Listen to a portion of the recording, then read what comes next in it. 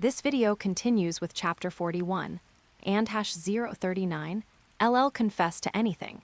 Marvel, the Imposter Inventor. Chapter 41, /039, LL Confess to Anything. Chapter 41, I'll confess to anything, sparks and lightning all the way. Well, actually not.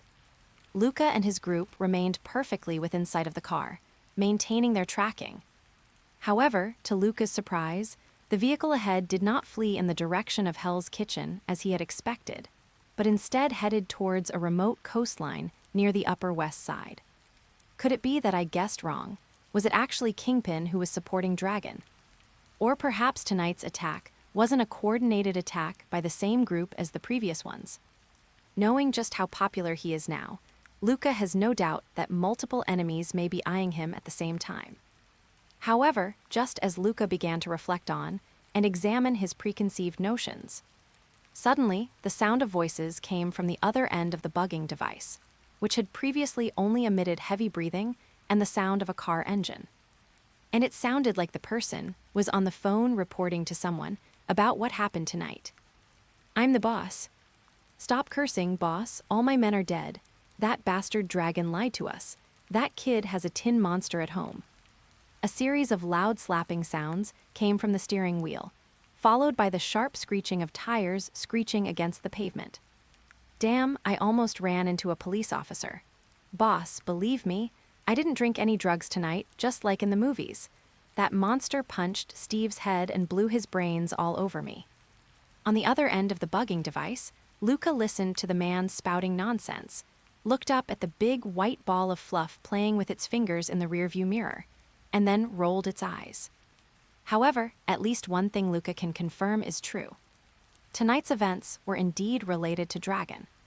Another thing that surprised him was that the guy he let go was actually the leader of tonight's attackers. It seems like we might actually catch something, Luca thought. However, his thoughts would not be transmitted to the other end of the bugging device. The phone call was still going on. It's unclear what was said on the other end of the phone, but after a series of responses, the runaway finally spoke again. "Boss, I'm sure no one's following me. I've already removed the license plates, but..." "Yes, I know, but boss, this isn't about money anymore. That kid didn't die today. What if the boss finds out what we did?" Okay, I'll go burn the car right away." The call had already ended, but the sound of cursing continued to come from the other end of the bugging device. It seems that after talking to the so-called boss he mentioned, the escapee did relax a lot and was no longer as tense and silent as before. Not long after, the fleeing van drove to the vicinity of an abandoned parking lot. Moments later, flames and thick smoke shot into the sky, and in Luca's surveillance view, the tracker's signal started moving in another direction again. On a warehouse dock on the northwest side of Manhattan. Having narrowly escaped death, Tony carefully parked his beloved car before getting out, grumbling and cursing. Despite its dilapidated appearance, this car was the key to Tony's numerous escapes and resurrections. Therefore, in Tony's mind, this beat-up car, given to him by his deadbeat brother, is his only lucky ride. After giving the car's windshield a light kiss, Tony sneaked off to the dark dock warehouse in the distance. Dong dong dong tilde. "It's me." A moment later, the warehouse door was pushed open from the inside. The person who opened the door peeked around and looked around before pulling Tony inside. "The boss is waiting for you in the small room." Feeling a little guilty, Tony subconsciously straightened the collar of his tattered jacket before cautiously walking toward the only lit partitioned shed in the warehouse. "Boss, I'm back." Tony, who was already extremely nervous, spoke softly from outside the door, his voice trembling. A slightly impatient voice came from inside the door. "Enter." The iron gate was pushed open, and the burly man with the big beard inside saw his capable henchman standing furtively at the door. "Why aren't you coming in?" However, the bearded burly man had barely uttered those words when he cursed. The next moment, Tony's head suddenly tilted forward, and then, for some unknown reason, he fell straight to the ground without a sound, his life hanging in the balance. "Hold." Having been a seasoned figure in the underworld for a long time, the bearded, burly man immediately reached for the pistol on the coffee table next to him. However, before he could even reach out and touch the gun, a faint whoosh of gunfire rang out, and the pistol in front of him was knocked away, spinning as it fell to the ground some distance away. It makes a clanging sound, like metal hitting cement. Immediately afterwards, a robust woman holding a silenced pistol walked in, aiming the gun at her. "Which gang are you from? Let's talk this out, don't be impulsive." However, he had only just finished speaking. Only then did he notice what was behind the strong woman in front of him. A handsome young man, hands in his pockets and glasses reflecting off his glasses, strolled out as if he were casually shopping. Seeing him step over Tony's fallen corpse without any hesitation and walk into the house, the bearded man suddenly felt a chill run down his spine. Of course, he had already recognized the boy's identity through his highly recognizable face, which was also the reason for his great fear. "It's you, how did you get here? No, it's that idiot Tony." Just when the bearded, burly man thought that was the end of it, a large hand clad in strange armor suddenly reached out and braced itself against the door frame. Next moment, squeak tilde click tilde. The metal door frame first emitted a piercing twisting sound, and then the entire door frame, along with the fixed wall panel, cracked and shattered.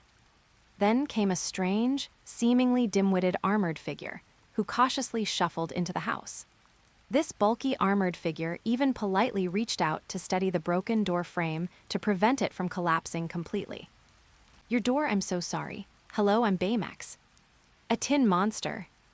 In just one glance, the bearded burly man immediately understood why his trusted lieutenant had been so terrified. "But that's clearly carbon fiber armor. It's a robot. It's a damn metal monster." The burly man cursed wildly in his heart, but on the surface he dared not show any change in expression. Instead, he obediently raised his hands high above his head, his eyes filled with a desire to live. "What do you want to know? I'll tell you everything." End of this chapter. Chapter 42, My Dear Uncle. Chapter 42, my dear uncle, seeing this burly man so readily admit defeat. Even Luca and Samira were looking at each other in bewilderment. In fact, when the two of them drove to this remote dock, they were worried that a big battle might be about to break out. Even before parking, Samira was still thinking about how to persuade the young master to stop. To everyone's surprise, when Luca activated his tracking glasses and used the thermal infrared imaging mode to investigate the enemy situation inside the warehouse, he discovered that there were only 4 people guarding the huge warehouse. After discussing it, the two decided to go all out and force their way in. As a result, the 4 unlucky guys who were guarding their respective spots were all taken care of by Samira without even making a sound. The burly, bearded man, who is suspected to be the leader of the opposing side, is currently the last remaining threatening enemy in Luca's thermal imaging observations. However, Luca ignored the guy in front of him, who seemed very cooperative and even ready to tell him everything. Instead, he walked straight past the burly man who sat there with his hands raised, not daring to move, and came to the wooden door behind him. I reached out and gently pushed open the wooden door. Inside the room behind the door, there was a man whose hands and feet were tightly bound, lying on the ground, trying to move towards the door by arching his back. Seeing this, Luca bent down slightly and squatted down, looking at the man whose mouth was sealed with tape. His normally transparent, half-rimmed glasses, perhaps due to the reflection of the light, were suddenly covered by a layer of bright white reflection, making it impossible to see his eyes clearly. "My dear uncle, is this the business partner you found?" Yes, the guy in front of them, bound tightly and looking exactly like a prisoner, was none other than Luca's uncle, Dragon. It was precisely because he observed the existence of Dragon through thermal imaging that Luca ignored the burly bearded man in the outer room and walked straight in. "Oh, it was my mistake. You seem unable to speak like that." As he spoke, Luca's smile remained unchanged. He reached out and ripped the tape sealing Dragon's mouth off. Stab tilde. There was a crisp sound. Immediately following this were Dragon's repeated cries of pain. Looking at the few remaining wisps of beard on the tape, Luca disdainfully shook his hand and tossed it aside. Luca, believe me, I didn't do any of those things. It was Kingpin, that Kingpin forced me to do it. I'm your uncle, why would I want to send someone to assassinate you? As soon as Dragon was able to speak, he immediately endured the burning pain on his face and began to beg for mercy and explain. His face was covered in tears and snot, and his expression was quite distorted. However, Luca showed no sympathy at all. Instead, he took a half step back with even more disdain. Even though his right hand was a mechanical prosthetic made by Stark, Luca didn't want it to get dirty. However, Dragon's words made Luca's previously playful gaze behind his glasses turn serious. Previously, when Luca learned that there were only a few gangsters in the warehouse, that Dragon, the main culprit, was tied up there, and that the location wasn't even in Hell's Kitchen, he had already assumed that his earlier guesses were just a prejudice stemming from watching the Marvel series, and that this matter might truly have nothing to do with King, and that it was all just his own imagination. Once I can deal with this group of people, I can continue to relax and have nothing to worry about. Who would have thought that Dragon would reveal the real culprit as soon as he opened his mouth? Damn, it wasn't that easy to handle after all. Luca cursed inwardly, but remained outwardly calm. However, Dragon, seeing Luca's expressionless face, became even more terrified and hurriedly continued to beg for mercy. Luca, for your mother Gina's sake, spare me this time. It's all Kingpin's fault. He's the one who approached me and made me compete with you for the company. And the person who killed you was also sent by Barton. If you want revenge, go find him. But no sooner had he finished speaking than Luca had no chance to react. The burly, bearded man outside the door, who had been quietly and obediently waiting to be judged, suddenly started cursing loudly. You're talking nonsense. Dragon, you bastard. You were the one who approached me and said you wanted to do this job. And wasn't Kim also tricked by you? What the hell are you pretending to be innocent for?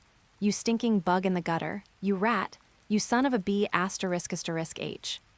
Hearing the incessant cursing outside the door, Luca's expression softened, and he regained his interest, staring intently into Dragon's eyes.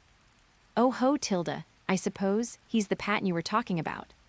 My dear uncle, it seems you haven't been telling me the truth. Faced with Luca's calm and composed demeanor, Dragon panicked and tried to explain, but Luca stepped on his head and made him shut up.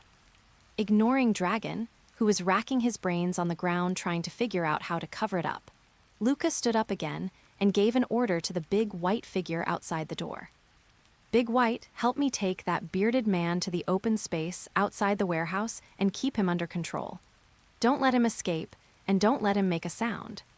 Upon hearing this, Big White, who had been staring blankly at the spider web on the ceiling in the outer room, immediately stood up straight.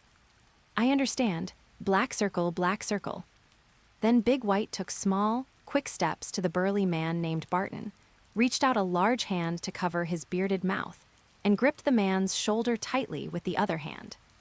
Hello, I'm going to take you outside now. Please don't struggle violently to avoid getting hurt. Black circle, black circle. After saying that, Dubai ignored the other person's struggles and dragged him out of the room, where they stood still in the open space inside the warehouse. Big White's powerful grip was like a 1,000-pound iron hoop. No matter how much Barton struggled, he couldn't budge it. In the end, he could only stand there, exhausted, like a dead fish that had been brought ashore, half of his body limp and motionless. Seeing that Big White was able to control the guy named Barton, Samira thought for a moment and then put away her gun and went inside. Young master, I can handle the physical work. After saying that, Samira glanced disdainfully at Dragon on the ground, then walked straight behind Luca, standing like a guarding statue and saying nothing more. All right, now that the irrelevant people have left, it's up to you, uncle, to answer my questions. However, if your answer differs from that of Patton, I think someone will inevitably be punished for it later. End of this chapter, Chapter 43, the whole story. Chapter 43, the whole story dangling tilde. Luca casually tossed the iron bar he had picked up aside, looking calmly at Dragon, who was lying at his feet like a dead dog, without uttering a word. He reached out and took the clean handkerchief that Samira handed him. casually wiped his mechanical prosthetic limbs a few times, and then fell into deep thought. At first, Dragon racked his brains trying to exonerate himself. Unfortunately, the man named Barton was much more sensible than him. Knowing that he was doomed this time, he readily confessed everything he knew, only asking for a quick death. Dragon, on the other hand, wasn't exactly a tough guy to begin with, and after Samira used some underhanded tactics. Having already gained a general understanding of Luca, I have also filled in the remaining information. According to Dragon, 2 minority shareholders in Orange Industries had always had some cooperation with Kingpin. After the Battle of New York, both of the unfortunate minority shareholders happened to die, which brought Kingpin's attention to Orange Industries, or rather Luca, the naive boy with a gold mine in his arms. Perhaps Kingpin wanted to use Orange Industries as a springboard to secure a contract for handling alien debris in Manhattan after the disaster. Or perhaps he simply coveted the assets of Orange Industries.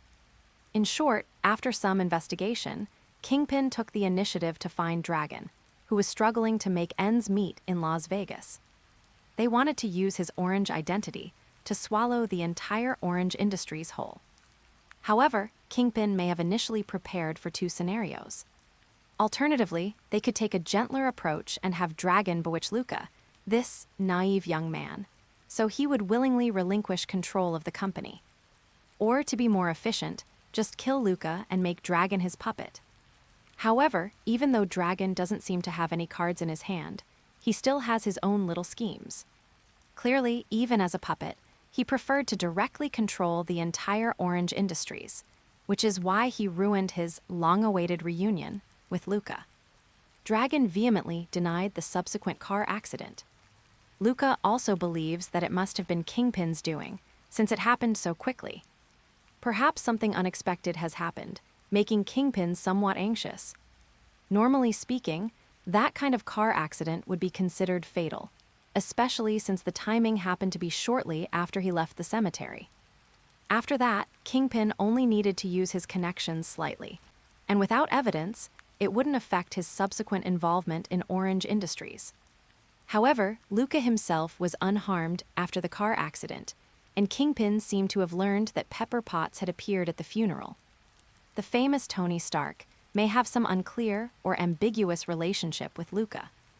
Not wanting to provoke Iron Man, Kingpin decisively abandoned the overly conspicuous open assassination attempt and prepared to seize Orange Industries through legal means, so that regardless of success or failure, he would have a way to distance himself from the situation. And Dragon, naturally, became his bargaining chip. On the contrary, it was tonight's night raid. Looking at Dragon, who looked like a dead dog, Luca shook his head speechlessly. These men were indeed Kingpin's men, but they were not Luca, whom Kingpin had ordered to assassinate. Their true identities were actually those of bodyguards, assigned to watch over Dragon.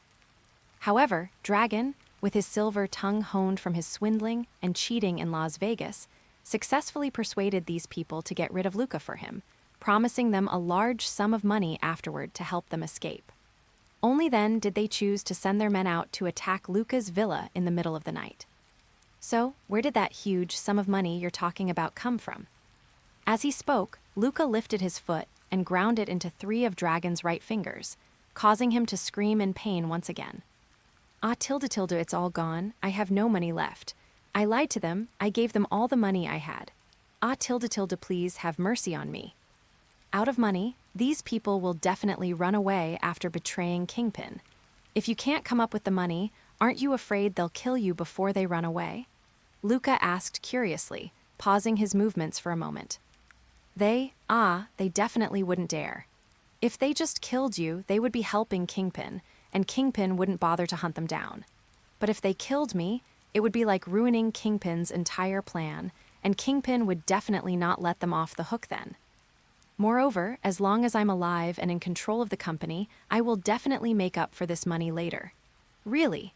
At this point, Dragon's mind had completely collapsed, and he explained everything without thinking, hoping to suffer less.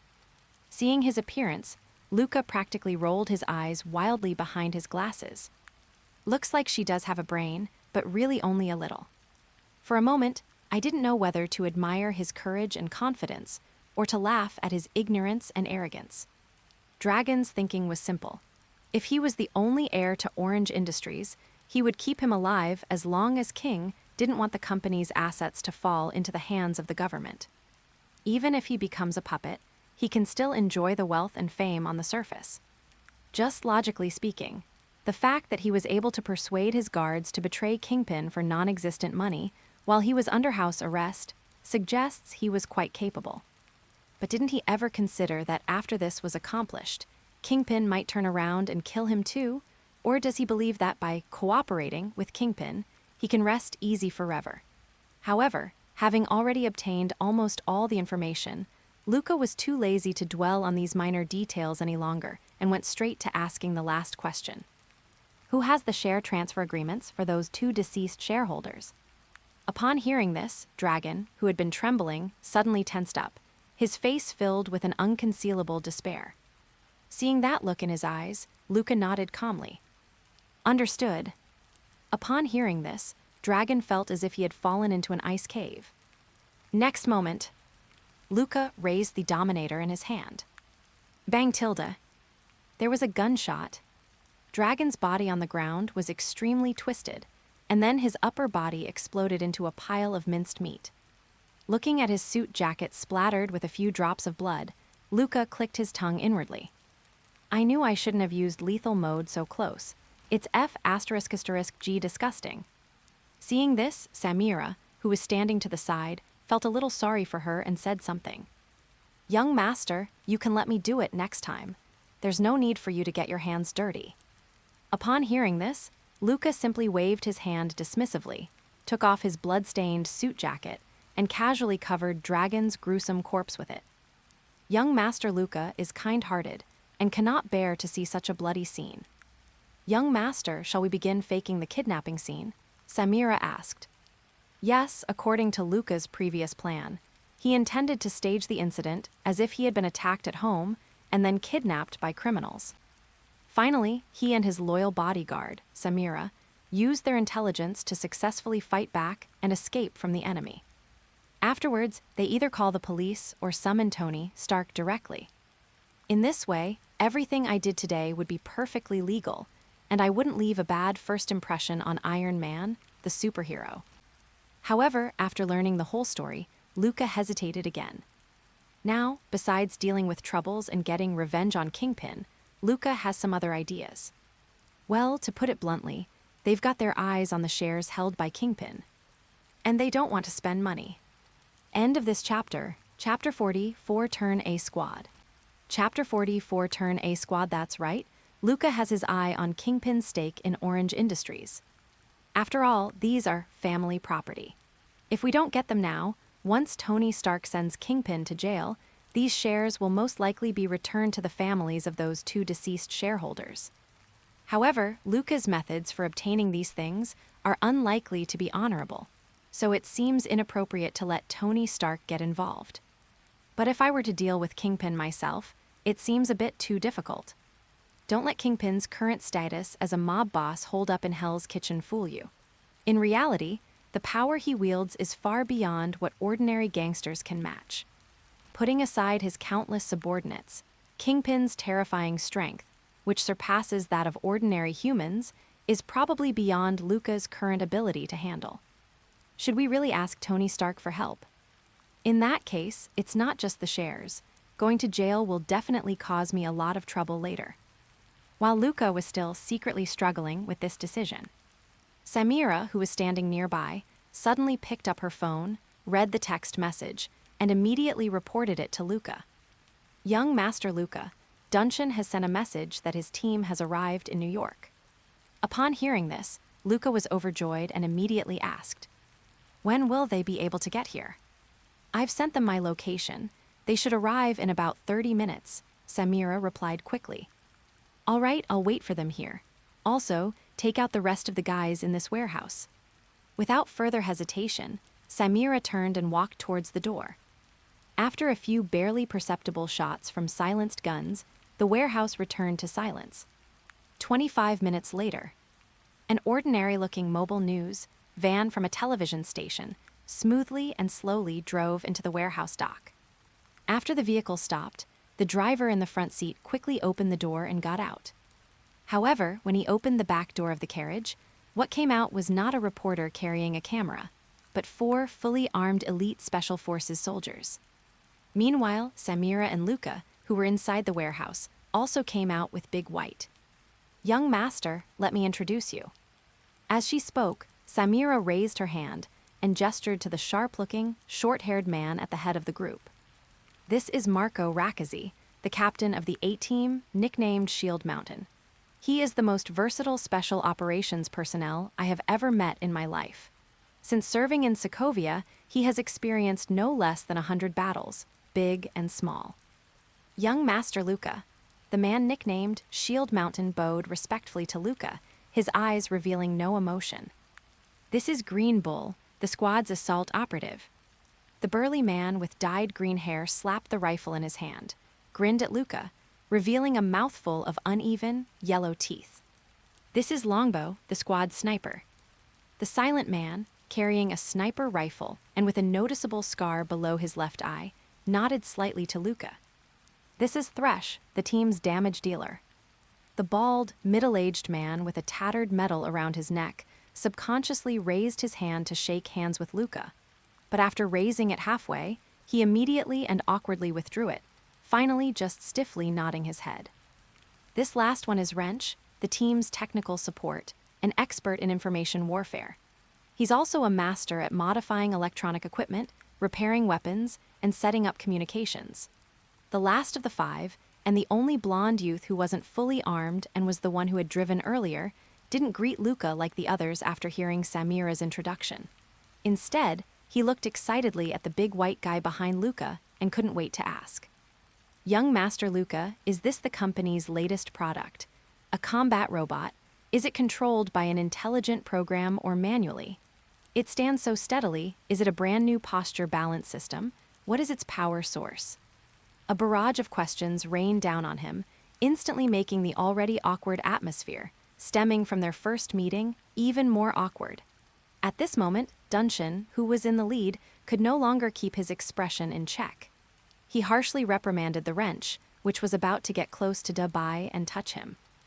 "Wrench, come back here. You mustn't be rude to young Master Luca." At this shout, the Wrenchman, who had been somewhat unsteady, immediately stopped in his tracks, as if he had been frozen in place. However, his posture of neither advancing nor retreating, but simply stretching out his arms, looked even stranger than before. However, the scene before him made Luca, who had been silent all along, secretly breathe a sigh of relief.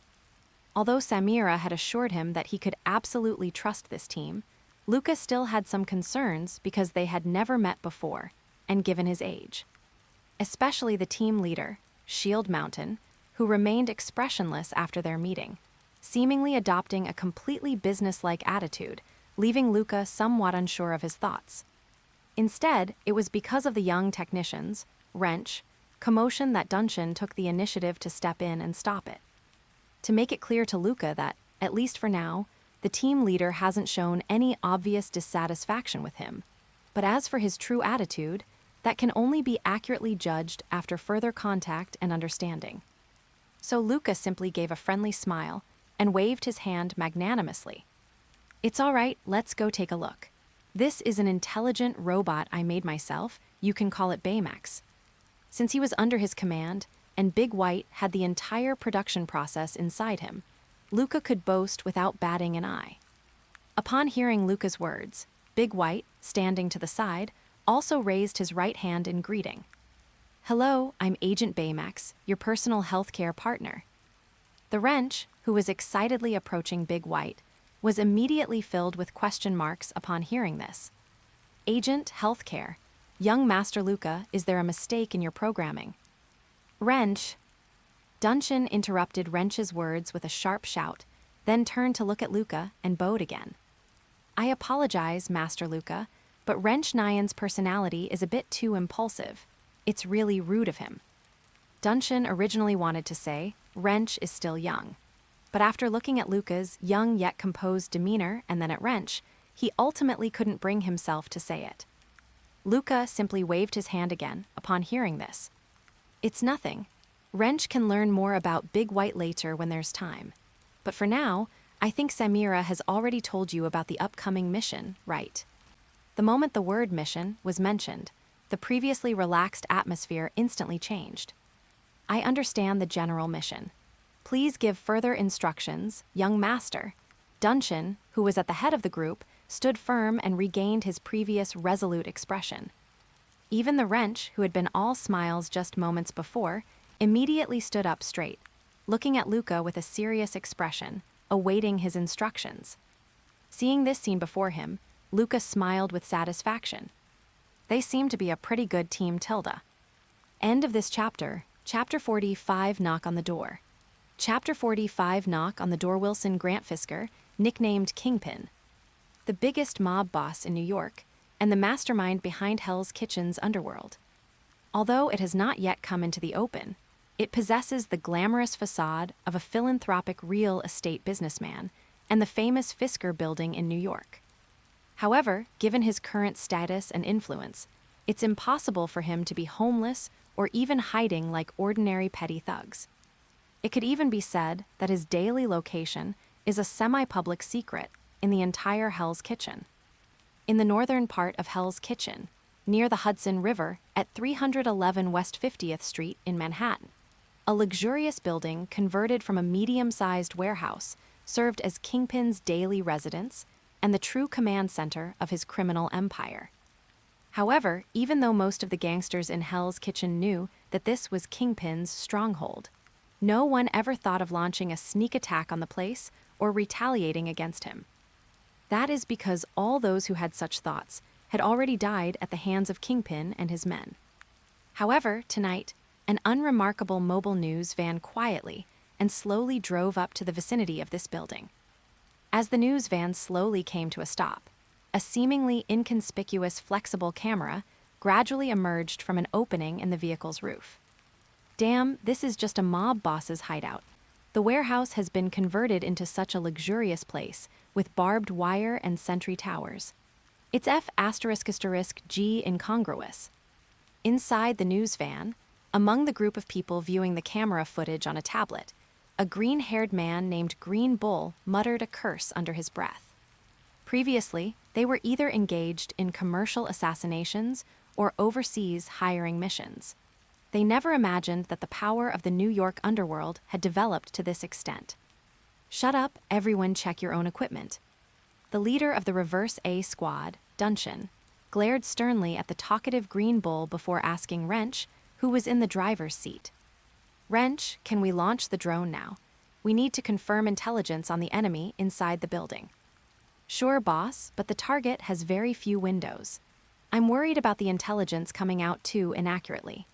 The driver, who had just turned on the electronic fogging mode for the windshield and pulled a wrench from under the seat to take out his computer, replied with a slight hesitation.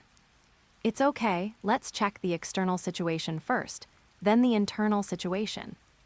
Just as Dunshin was about to continue speaking, another voice suddenly interrupted him. I'll handle the enemy situation inside the building. The one speaking was Luca, who was sitting in the passenger seat. Before the wrench next to him could even ask Luca how to get enemy intelligence. Luca gently squeezed the temple of the reconnaissance glasses. With a thought, the glasses instantly connected to the computer in the wrench's hand, and in the next instant, an incredibly clear infrared thermal image appeared on the computer screen. The computer screen in the wrench's hand was a tablet connected to everyone, so the screen was naturally shared with the entire team in sync. Such a clear thermal image, how many walls did it penetrate? When did the company release this new technology? Wait, young master, how did you connect directly to my computer system? Wrench, who was initially slightly annoyed by Luca's interruption, now looked completely incredulous and started bombarding him with questions. Samira, sitting in the back of the car, wore a proud expression. It's like saying, you guys are really making a fuss over nothing. Young master has many more impressive skills than we think. However, Dunshin, who was standing to the side, did not notice Shamila's little action, but simply reminded his teammate again. Wrench shut up mission priority. However, even he was shocked this time. It's important to understand that Samira's claim of being the most versatile Special Forces soldier she's ever met wasn't just empty talk. Dunshin also possesses remarkable expertise in the fields of electronic information technology and equipment. That's why he understands all too well how outrageous this technology is, capable of scanning through a dozen walls and ensuring that all walls and the thermal images behind them are clearly visible. It's important to understand that even the most advanced military, multi-mimicry battlefield perception system can only detect what's behind a wall 20 centimeters thick. And this isn't just a simple thermal imager. It's the result of the combined action of infrared thermal imaging and millimeter wave radar. In fact, the real purpose of most thermal imagers is to facilitate observation of the enemy during nighttime operations. Yes, just like the monocular goggle hanging on his helmet right now. So, our Orange Industrials technology has become that advanced now. However, this thought only flashed through Dunshin's mind. In his belief, the mission took precedence over everything else. They immediately began asking others about their preparations. Longbow, are you in position? Get in position. The answer that came through the headset was Chang Gongneng's cold and abrupt reply. At this very moment, 300 meters from Kingpin's lair, on the rooftop of an abandoned building, below an advertising billboard. Longbow was using a Nikon camera mount to secure his M24 SWS sniper rifle when he unfolded the folding chair that had been prepared beforehand, sat down, and quietly watched the scene through the scope. In fact, 300 meters is far from the limit of the longbow's sniping range. However, since the squad needs to keep their distance from each other in urban combat and a special silencer barrel is installed, he chose this building. The hunt is on, 1 shot, 1 kill, no one can hide, let's have some fun. He silently recited various lines in his mind, but Chang Gong's face remained as calm as still water. Dunshin's voice continued through the headset. Green Bull. Don't worry, Captain. Green Bull patted the HK-416A5 assault rifle in his hand, grinning to reveal 2 rows of big teeth. However, Dunshin glared at him and gave him a warning. Don't bring too many explosives. We won't need them for tonight's operation. After saying that, he turned to look at Thresh, who was nervously biting his nails and shook his head helplessly. Thresh, you're making too much noise. Wait until we're exposed before you make your move, and this one too. As he spoke, Dunshin paused slightly, then looked at the tall robot beside him, clad in full armor, and tried to shrink his body as much as possible to avoid bumping into it. Hello, I'm Agent Baymax. This Agent Baymax, you and he will follow behind us for now. Finally, Dunshin pulled the bolt of his M4A1 carbine, looked at Samira, who was using the same weapon as him, and said softly, Tarantula, the 2 of us will go first, and together with Longbow, we'll take out the guards on the watchtower. When Samira heard Dunshin call out her code name, a bloodthirsty smile appeared on her face. Understood, Captain. Please read and vote for me if neither of those apply. Well, just give me some compliments. Even just a little encouragement would be nice. End of this chapter. Chapter 46, The Weak Deserve Only Death. Chapter 46, The Weak Deserve Only Death. After speaking of Samira, Dunshin looked at Luca in the front passenger seat and said with a slightly hesitant tone, Young Master Luca, I still don't recommend that you come with us. I think that you can provide us with great help by assisting Wrench with technical support here. If it were a normal team operation, Dunshin would never talk so much nonsense with his teammates, let alone use a tone of discussion. However, Luca's status was different after all, and since he hadn't quite figured out what kind of temperament this young master was, he naturally spoke more cautiously. However, Luca himself had a different opinion on his suggestion. Although Kingpin is nominally just a not bad mob boss, he is still a well-known villain in Marvel. Luca didn't want to lose the only power he could fully control at the moment. To put it arrogantly, Luca's decision to risk joining the operation was actually a way of protecting the entire team. Of course, out of respect for Dunshin as captain and to build trust. Luca did not completely reject the other's command. "Don't worry, I'll stay with Big White and Thresh. I'm sure they can protect me." As he spoke, Luca turned to look at the bald, muscular man who was still gnawing on his nails. Thresh immediately hid his hands, looking somewhat embarrassed, and sat up straight again. "All right, since you insist, young master." As he spoke, Duncan patted the back of the seat in front of him, regaining his serious and focused demeanor as if he were on a mission. "Wrench, start preparing for surveillance coverage." The person in the front seat was typing rapidly on the keyboard, while simultaneously replying quickly. "The security system is being hacked. Surveillance coverage will be complete in 30 seconds.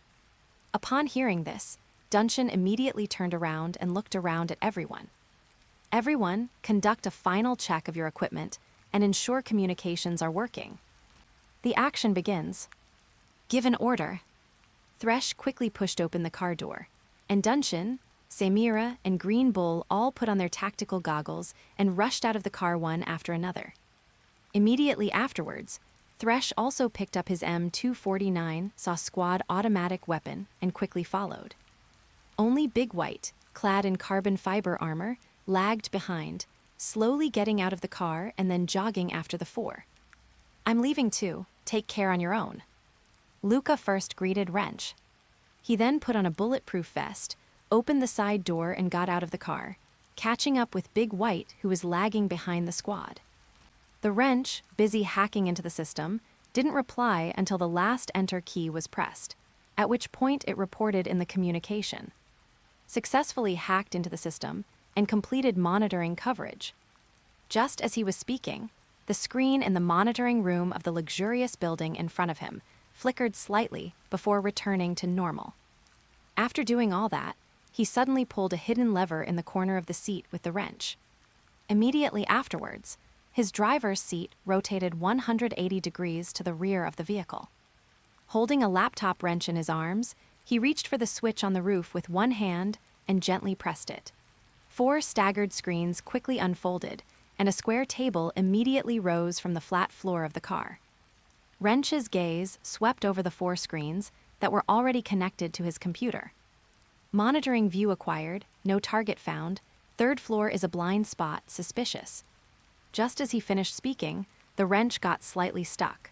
Suddenly realizing something, he looked back at the thermal imaging image still displayed on the screen before continuing. The thermal imaging shows 5 people in a room on the 3rd floor, 3 of whom are armed. Based on their body types, the target is confirmed to be the room on the east side. To be honest, although Wrench is the youngest member of the team, he has carried out quite a few missions before. However, this kind of experience is truly unique. Isn't this just like having X-ray vision? In that instant, even he, a logistics staff member, felt an unprecedented sense of excitement. Let's not even mention the wrench that's secretly gloating over here. On the other side, Duncan, who had already quickly made his way to the target location, raised his hand and made a tactical gesture, signaling the people behind him to stop, while whispering something. "Tarantula, Green Bull, you too come with me. The rest of you stay here and remain silent." He then tapped the headset lightly. "Longbow, target confirmed. Sentry post at 2 o'clock. "Longbow, received." Longbow's voice remained icy cold in the earpiece. Duncan lowered his head, his gaze fixed on his tactical watch, silently calculating the time in his mind. 4 patrol teams, guard the blind spot for 20 seconds, await my instructions. After speaking, Duncan immediately made a tactical hand signal, indicating that Samira and Green Bull should follow, while silently calculating the countdown. 54,321. Image, Longbow. Whoosh! A sniper bullet streaked through the air, covering a distance of 300 meters in the blink of an eye. The gangster guard, who had been idly leaning against the watchtower smoking, when a burst of blood suddenly appeared between his eyebrows, and he collapsed to the ground. At the same time, Duncan and his 2 companions quickened their pace and rushed to the outer barbed wire fence. The moment a 2-man patrol gang appeared, they simultaneously raised their guns and fired. Da-da-da. After several extremely faint gunshots, like those from a typewriter, The two patrolling gangsters hadn't even figured out what was happening before they were shot multiple times and fell completely silent. Seeing this, Dunshin ignored the slight noise caused by the two enemies falling to the ground, and immediately took out a long probe and placed it on the barbed wire in front of him. "No power, Green Bull, you and I will make an opening. Tarantula will keep watch." Yes, Exto upon hearing this, Samira immediately focused her attention, raised her gun, and surveyed her surroundings for alertness. Green Bull pulled a pair of pliers from his tactical satchel and tossed one to Dunshin. However, before taking action, Dunshin thought about the whitey waiting behind him and helplessly added a sentence. "This time, the entrance will be cut a little bigger." At the same time, he also gave an order to the longbow on the abandoned building in the distance. "Longbow, watch the gaps between patrol planes and take out all the enemies on the other 3 watchtowers." Longbow received. Under the billboard, on the roof of an abandoned building in the distance. Longbow, who was sitting on his folding stool, quickly moved his scope away after receiving the order, no longer paying attention to the 3 men who were dismantling the barbed wire. "HMPH, the weak deserve only death." Longbow silently recited his lines, the muzzle of his Nikon mounted on its tripod, already aimed at the guard on another watchtower in the distance. Looking through the scope at the enemy he had locked onto, who was still yawning and scratching himself, Chang Gong's expression remained unchanged, but his disdain grew stronger. "HMPH, to die in this confusion and ignorance, how fortunate indeed, humankind." With a light flick of the trigger, blood gushed from the man's temple in the scope, and he collapsed to the ground. "Southwest Outpost, eliminate." The voice remained calm and cold. End of this chapter. Chapter 47, Go to Hell, you all. Chapter 47, Go to Hell, you all. Northwest, kill. Northeast, kill. A series of kill reports rang out in the communication channel. In the blink of an eye, all the watchtower guards had been taken down one by the longbowmen. "Well done, keep covering our advance." At this point, Dunshin, who had already cut through the barbed wire, only offered a perfunctory compliment. After all, they were teammates who had carried out countless missions together, so Dunshin was not at all surprised that the longbow could quickly take down the target. "Tarantula, Green Bull, let's take care of the patrolmen outside first. Wrench, report the situation and keep an eye on enemy movements inside the building." As he spoke, Dunshin took the lead and stepped into the fenced area, lowering his guns slightly as he quickly approached the outside of the building. 2 enemies at 10 o'clock, Wrench quickly reported into the headset. The 3 men, including Dunshin, simultaneously raised their guns. Da-da-da. 30 meters ahead, around the corner, 3 people. Da-da-da. The crisp sound of gunfire rang out from time to time, and only 7 or 8 minutes had passed before Samira, with the help of her longbow, took down the 2 gangsters at the main gate guard post. "All enemies on the outer perimeter have been dealt with. Thresh, you take the young master and follow behind us." Received. Thresh glanced awkwardly at Luca, who was intently staring at the distant building beside him, and whispered a greeting. "Young Master Luca, the captain wants us to follow." Luca simply nodded slightly upon hearing this, and then followed along with Big White. However, at this moment, Luca was already very satisfied with this team. Although Samira's strong recommendation had given Luca a general idea that this team was quite strong. However, their ability to achieve their tactical objectives so decisively impressed Luca, who looked at them with even greater respect. "Perhaps we can consider getting some more advanced high-tech gadgets for Team A later," Luca thought to himself. Of course, these are things to follow. At present, Luca has no idea how to synthesize any high-tech gadgets, let alone create replicas of them. Meanwhile, Dunshin and his team, having already eliminated all the enemies outside the building, didn't wait for Luca and his group to approach after changing their magazines. Instead, they continued communicating with Wrench through their headsets. "Wrench, give me directions to enter the building." "There are no guards or patrols at that small window on the southeast side. You can try entering from there. It shouldn't be too difficult." "Wait, someone's coming."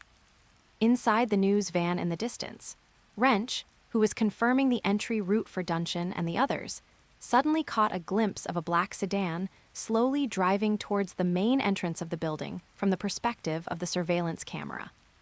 A black Mercedes-Benz S600, bulletproof, drove through the main gate in 10 seconds. Dunshin, who had already left the guard post at the entrance, immediately stiffened upon hearing this. Since their objective was to wipe out the enemy, they didn't bother to deal with the bodies that had been killed earlier. As soon as the black Mercedes drove up to the guard post, it would immediately notice the problem. Moreover, this Mercedes-Benz Shield Mountain also knew that it was a bulletproof vehicle with a security level of VR7. And even if 3 or 5 grenades exploded at the same time, it would not pose a threat to it. Dunshin made a decisive decision and immediately gave orders to everyone. Green Bull, plant the bomb at the warehouse's main entrance. Longbow, keep an eye on that car. If anyone opens the door, take them out immediately. Everyone, prepare for a full-scale attack. At this point, Dunshin couldn't care less whether the newcomers were Kingpin's accomplices or subordinates, or whether he would accidentally harm innocent people. In the dead of night, for someone to drive a bulletproof car to find someone like Kingpin, getting shot down by a longbow sniper is just bad luck for him. After he gave the order, the black Mercedes was already almost at the outer main gate. However, perhaps having already discovered something, the black Mercedes braked suddenly and did not move forward another step. Just as everyone was nervously watching the doorway, the voices of Wrench and Luca came through the earpiece at the same time. There's something fishy going on inside the building. We've been exposed. 6 people are rushing towards the warehouse's main entrance. Upon hearing this, Dunshin immediately realized that the people in the car had noticed the unusual activity outside the building and notified the others inside. He immediately disregarded the possibility that the people inside the VR7 level armored vehicle would voluntarily get out, patted the Green Bull beside him, and gave the order. Green Bull, detonate the bomb. Upon receiving the order, Green Bull grinned menacingly and instantly pressed the button in his hand. Followed by boom! A deafening explosion rang out, and a huge, orange-red ball of fire filled everyone's vision. The luxurious gate of the warehouse building was blown to pieces in an instant. The projectiles flew out of the gate and tore apart the 6 enemies who were trying to rush out from inside the room behind it. At that moment, while everyone's ears were still ringing from the violent explosion, Wrench shouted loudly again through the earpiece. The car is starting up. It's going to crash into the building. Even with the smell of gunpowder still lingering in his mouth and nose, Dunshin didn't need to think much before immediately understanding the other party's intentions. He's planning to break in and force his target to escape. Although it's still unclear why the car appeared at this particular time, the other party's intention to rescue Kingpin is all too clear. Dunshin immediately roared, "Charge over there and stop him." With that, Dunshin raised his carbine, ran out of cover, and strode towards the black Mercedes. Although it was unlikely that he could penetrate the armor of the vehicle with his gun alone, he could guarantee that the enemy would not be able to enter or leave the Mercedes. However, just as he raised his gun and charged forward, a dark figure suddenly darted out from a distance, blocking the direction the car was heading. Next moment, boom! A loud, muffled thud from a violent impact. The dark figure blocking the Mercedes was not knocked away on the spot. Instead, it clung tightly to the front of the Mercedes with both arms and plowed 2 dark grooves into the hard cement with its feet. Although the dark figure was constantly retreating, it managed to stop its momentum of charging forward. The screeching sound of tires rubbing against the ground continued, and the white smoke and burnt smell from the friction quickly filled the air. Yet the vehicle in front of them still could not move. "Holy crap, it's Baymax," Green Bull exclaimed beside him. Even Dunshin himself was momentarily lost in thought. But the next moment, a barrage of bullets, accompanied by maniacal laughter, rained down on the Mercedes, which was now frozen in place. In the distance, a bald, burly man holding an M249 SAW squad automatic weapon was pulling the trigger tightly, steadily approaching the Mercedes. "Hedahaha die die, hedahaha all of you die." Thresh roared and laughed wildly, but the flames from his gun never stopped. It was clearly a heavy light machine gun weighing over 10 kilograms with a 200-round ammunition belt, plus the enormous recoil from continuous firing. But in Thresh's hands at this moment, he remained as steady as a rock. He let the waterfall of spent cartridge cases bounce rapidly before his eyes. The black Mercedes was riddled with bullet holes, but none of them damaged the white car that was trying to stop it from moving forward.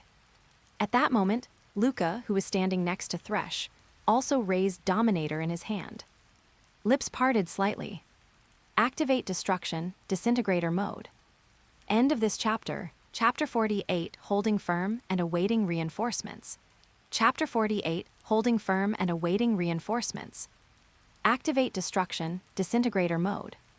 As Luca finished speaking, the Dominator pistol in his hand was quickly drawn. The cyan particles continued to gather, and the huge energy ball rapidly contracted amidst a buzzing sound. However, before he could actually launch this high-energy particle ball, inside the building, a large number of gang members armed with guns rushed out with ferocious expressions. Duncan's expression immediately changed. He raised his gun and shouted loudly, "Cover fire!" Da-da-da-da. Intense gunfire erupted all around, and golden shell casings rained down on the ground. However, Kingpin's men were ultimately just a bunch of hot-blooded gangsters. How could they possibly compare to Duncan and his men, true veterans who had been through many battles? The situation can be described as instantly turning into a one-sided affair. One scream after another rose and fell, and 4 or 5 gangsters fell backward before they could even raise their guns. However, Luca was the first to notice that many of the gang members inside the house had their guns pointed at Big White, who was pushing a cart. Looking at the energy ball in his hand that had been fully charged, Luca immediately roared, "Big White, come back." "Okay, black circle, black circle." As Big White flashed away from his spot, countless bullets from the gangsters' own men struck the windshield of the Mercedes, creating spiderweb-like cracks. However, the Mercedes itself managed to escape the predicament and accelerated rapidly into the building. However, at that moment, the Dominator in Luca's hand shot out a beam of green light. Ohm! A beam of high-energy bluish-green particles struck the ground behind the car in an instant. Previously, due to concerns about affecting Big White, and because the Mercedes-Benz was constantly pressing the accelerator and starting at a very fast speed. This resulted in Luca's shot missing the car body entirely. However, even so, at the very point where the particle beam struck the ground, the cyan and white light surged instantly, transforming in the blink of an eye into a massive, crackling energy ball. The Mercedes-Benz, which had only moved forward half a meter, was already enveloped in this huge sphere of light by nearly a third of its body. It was just for a fleeting moment. The vehicle's armor, which boasts VR7 level protection, was instantly melted and disintegrated, with a section disappearing. The entire rear half of the vehicle, including most of the wheels, looked as if it had been bitten by an invisible giant mouth, leaving only a row of neat cuts radiating a scorching red light. However, perhaps because it was disintegrated too quickly, the car body did not explode despite the damage. Driven by its previous momentum, it charged headlong into the building in front of it without stopping. After smashing through several gang members, it crashed into a distant wall with a loud bang, and then fell silent. Seeing this, Luca nodded in satisfaction and retracted Dominator. Yes, that's why Luca was able to calmly put away his gun. This was because Big White had quickly arrived in front of him and used his body to shield Luca from any stray bullets that might threaten him. Furthermore, even though the firefight had only just begun, almost all the enemies who had rushed out of the house had already been dealt with by Duncan and his men. Especially Thresh, the bald, muscular man standing next to Luca. After abandoning his aim at the bulletproof Mercedes, he immediately turned his gun around and began indiscriminately firing in the direction of the warehouse building. The rapidly spewing flames were like the Grim Reaper's scythe, turning everything in its path into a beehive. Moreover, while he was firing wildly, he was also laughing maniacally. Die, die, you scum. Ha ha ha tilde tilde tilde taste grandpa's fiery big gun. However, even in this seemingly frenzied state, Thresh's machine gun remained incredibly accurate and stable. He could even switch between burst fire and quick magazine changes during the intervals between attacks to ensure that the firepower could be sustained for a longer period of time. Until another ammunition box containing 200 rounds was emptied, and the continuous clicking sound of an empty magazine could be heard.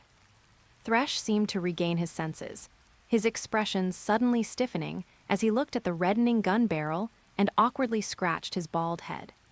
"Well, Master Luca, actually I don't do this often." Seeing this, Luca, who was hiding behind Big White, twitched his lips slightly and didn't know what to say for a moment. In fact, what Luca didn't know was, the Thresh in front of us is definitely not in his normal state. Today, because it's a battle within the city, and against gangsters, he's only using an M249 light machine gun. When Thresh is fighting on overseas battlefields, as the squad's gunner, he usually uses the XM556 microcannon with an electrically powered tactical backpack ammo box, which is commonly referred to as a handheld Gatling gun for fire suppression.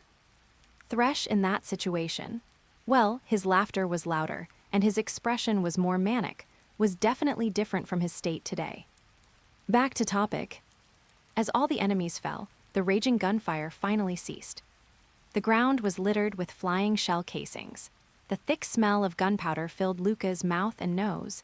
The faint echoes of gunfire still lingered in his ears, and before him lay the corpses of gangsters riddled with bloody holes.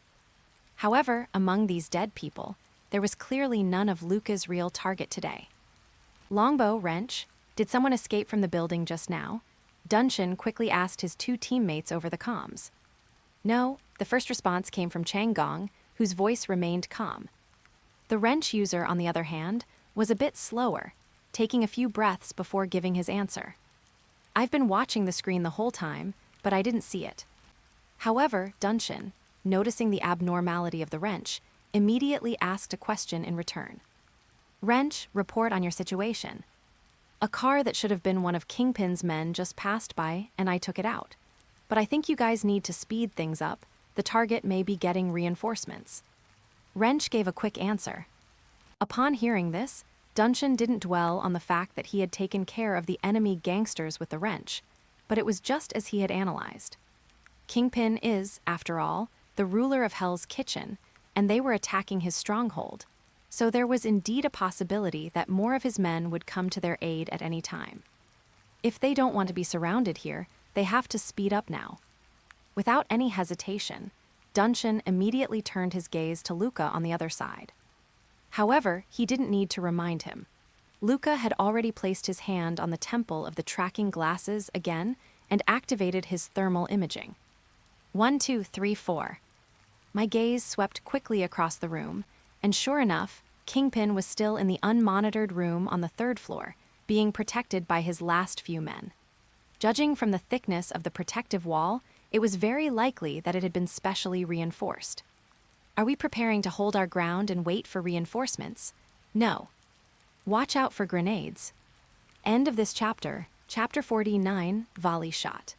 Chapter 49, Volley shot while Luca was still wondering what these people were planning to do by hiding upstairs and not coming out. He suddenly noticed that, through the lens, 2 people on the 3rd floor were suddenly stretching their arms backward, assuming a baseball pitcher's stance. Although Luca couldn't see clearly what the other person was holding in his hands through thermal vision, he immediately determined that the enemy was throwing grenades, and that the 2 grenades were being thrown towards him and Dunshin, respectively. In the critical moment, Luca decisively shouted, signaling the others to quickly take evasive action. However, he did not dodge at all. Instead, he took half a step back and shouted, "Big White, reach out your hand." Then Luca took 2 steps forward, quickly rushed to Big White and leaped down, stepping on Big White's outstretched hand. Then gather strength in your feet. Electric arcs flashed continuously on the red and white sneakers, and then he suddenly leaped upwards, his body rising abruptly to a height of 6 or 7 meters in the air. At that moment, 2 grenades thrown by the enemy broke through the window from the left and right. One of the parabolic trajectories was positioned right in front of Luca at that moment. Luca, suspended in midair, made no hesitation. By simultaneously engaging the waist and legs, the entire person resembles an eagle spreading its wings. A powerful volley. Bang tilde. The moment Luca's foot made contact with the grenade, it suddenly spun, accelerated, and changed direction. It flew back rapidly through the window from which it had been projected. Then, right in Luca's sight, the grenade struck the ceiling of the 3-story building with great speed. Then, with a clang, it bounced back into the house in an extremely rapid zigzag motion. Ah, it's a grenade. Be careful. Lie down.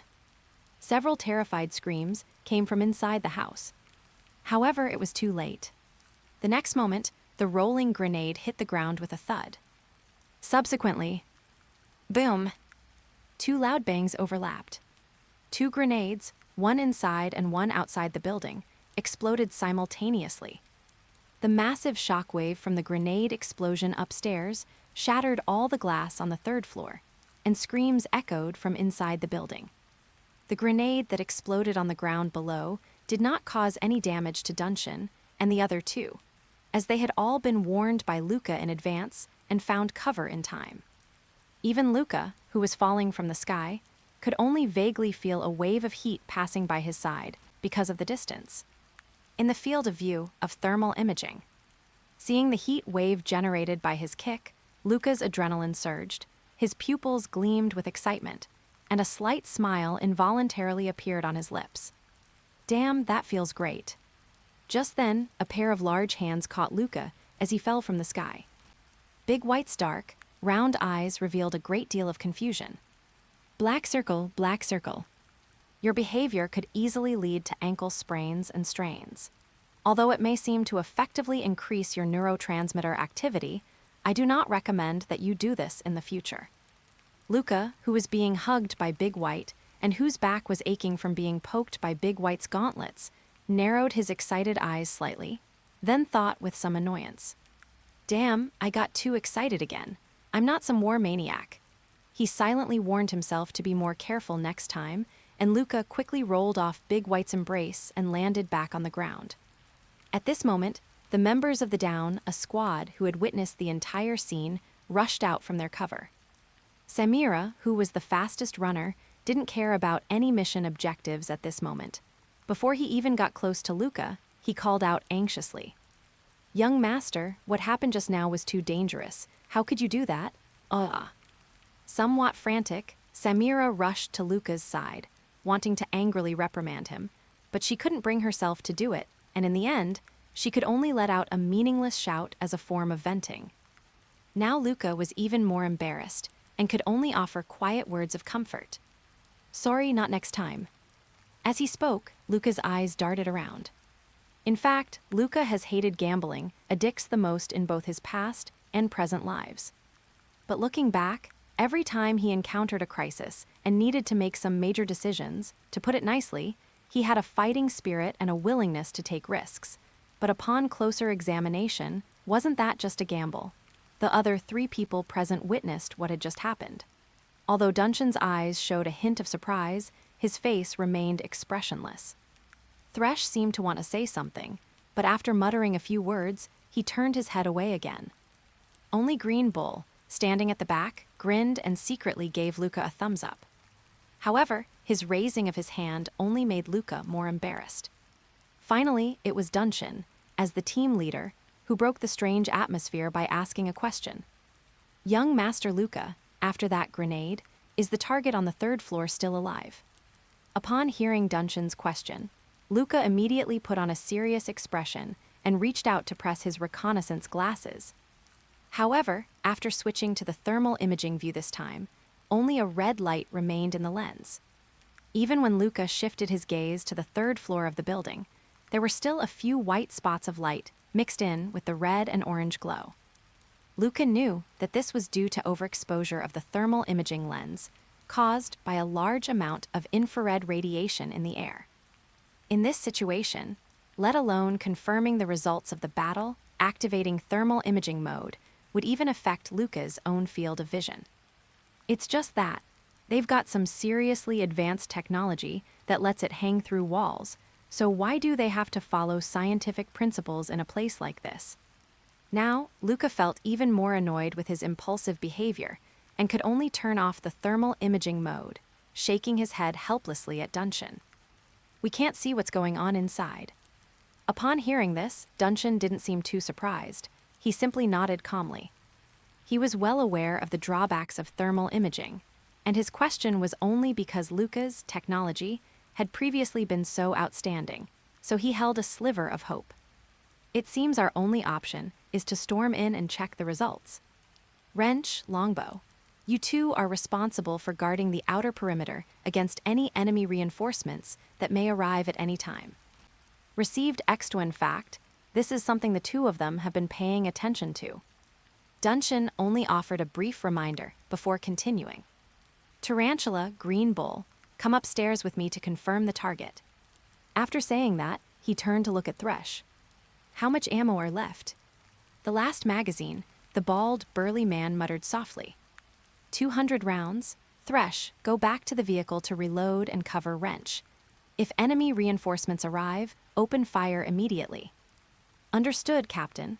Thresh didn't waste any words, grabbed his light machine gun, and jogged back towards the news van. Finally, Dunshin looked at Luca.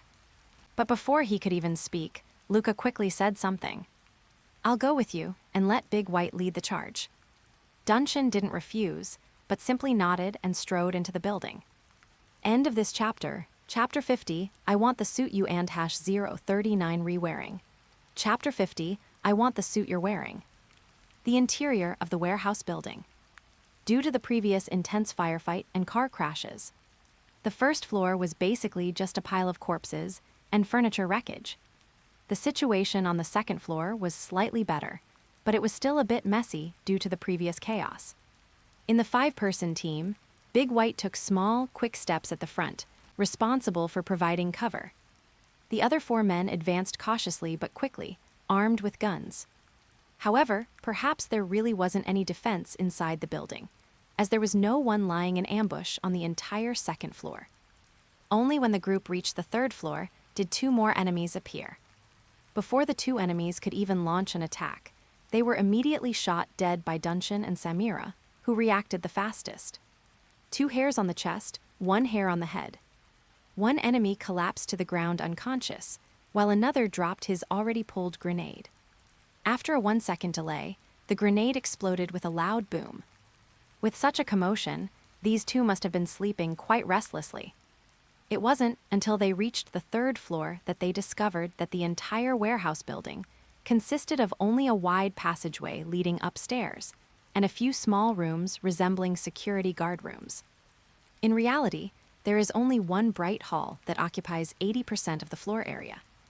The floor is paved with smooth marble, and 2 huge white columns stand on either side.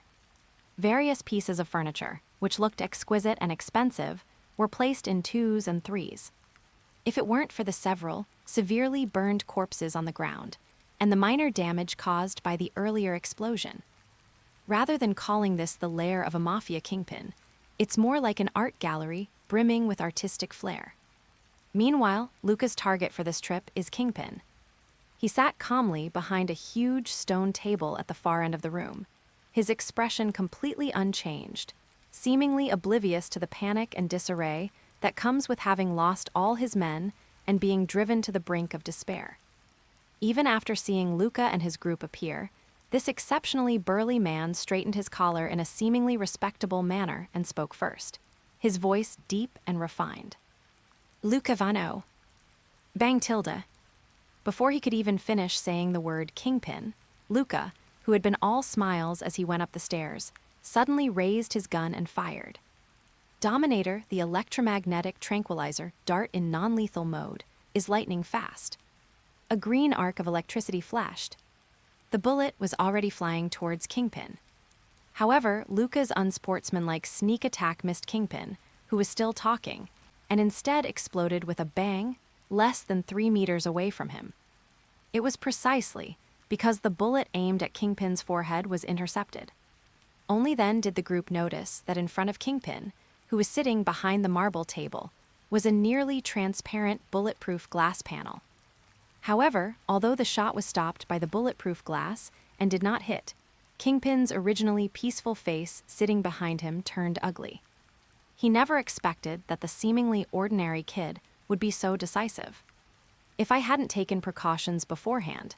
However, Kingpin's sudden change to a fierce demeanor did not affect Luca and his group. Dunshin, without any hesitation, asked Luca a question. "Young master, the electromagnetic gun attack doesn't seem to be able to test the strength of that bulletproof glass. Should we try live-fire shooting?"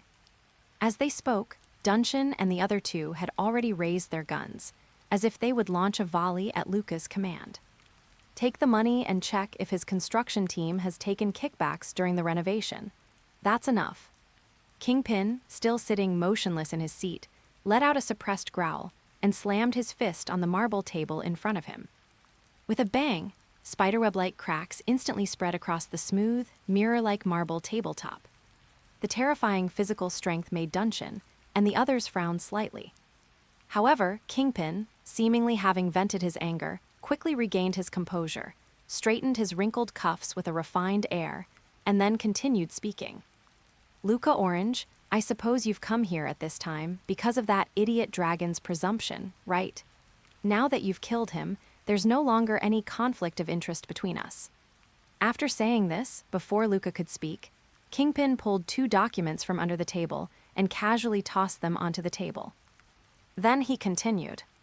"My men will be here in 20 minutes. By then, you and your few men will have no chance of escaping. However, I'm giving you a chance to choose again. This is 10% of Orange Industries shares, and I've taken care of all the formalities. Once you sign, it's yours. Consider this my welcoming gift. We'll have more opportunities to cooperate in the future. The alien remains in Midtown are a huge pie. You can't possibly take it all on your own." After saying this, Jin Bing stopped talking and simply looked calmly at Luca in front of him. It was as if he was the one who had the advantage.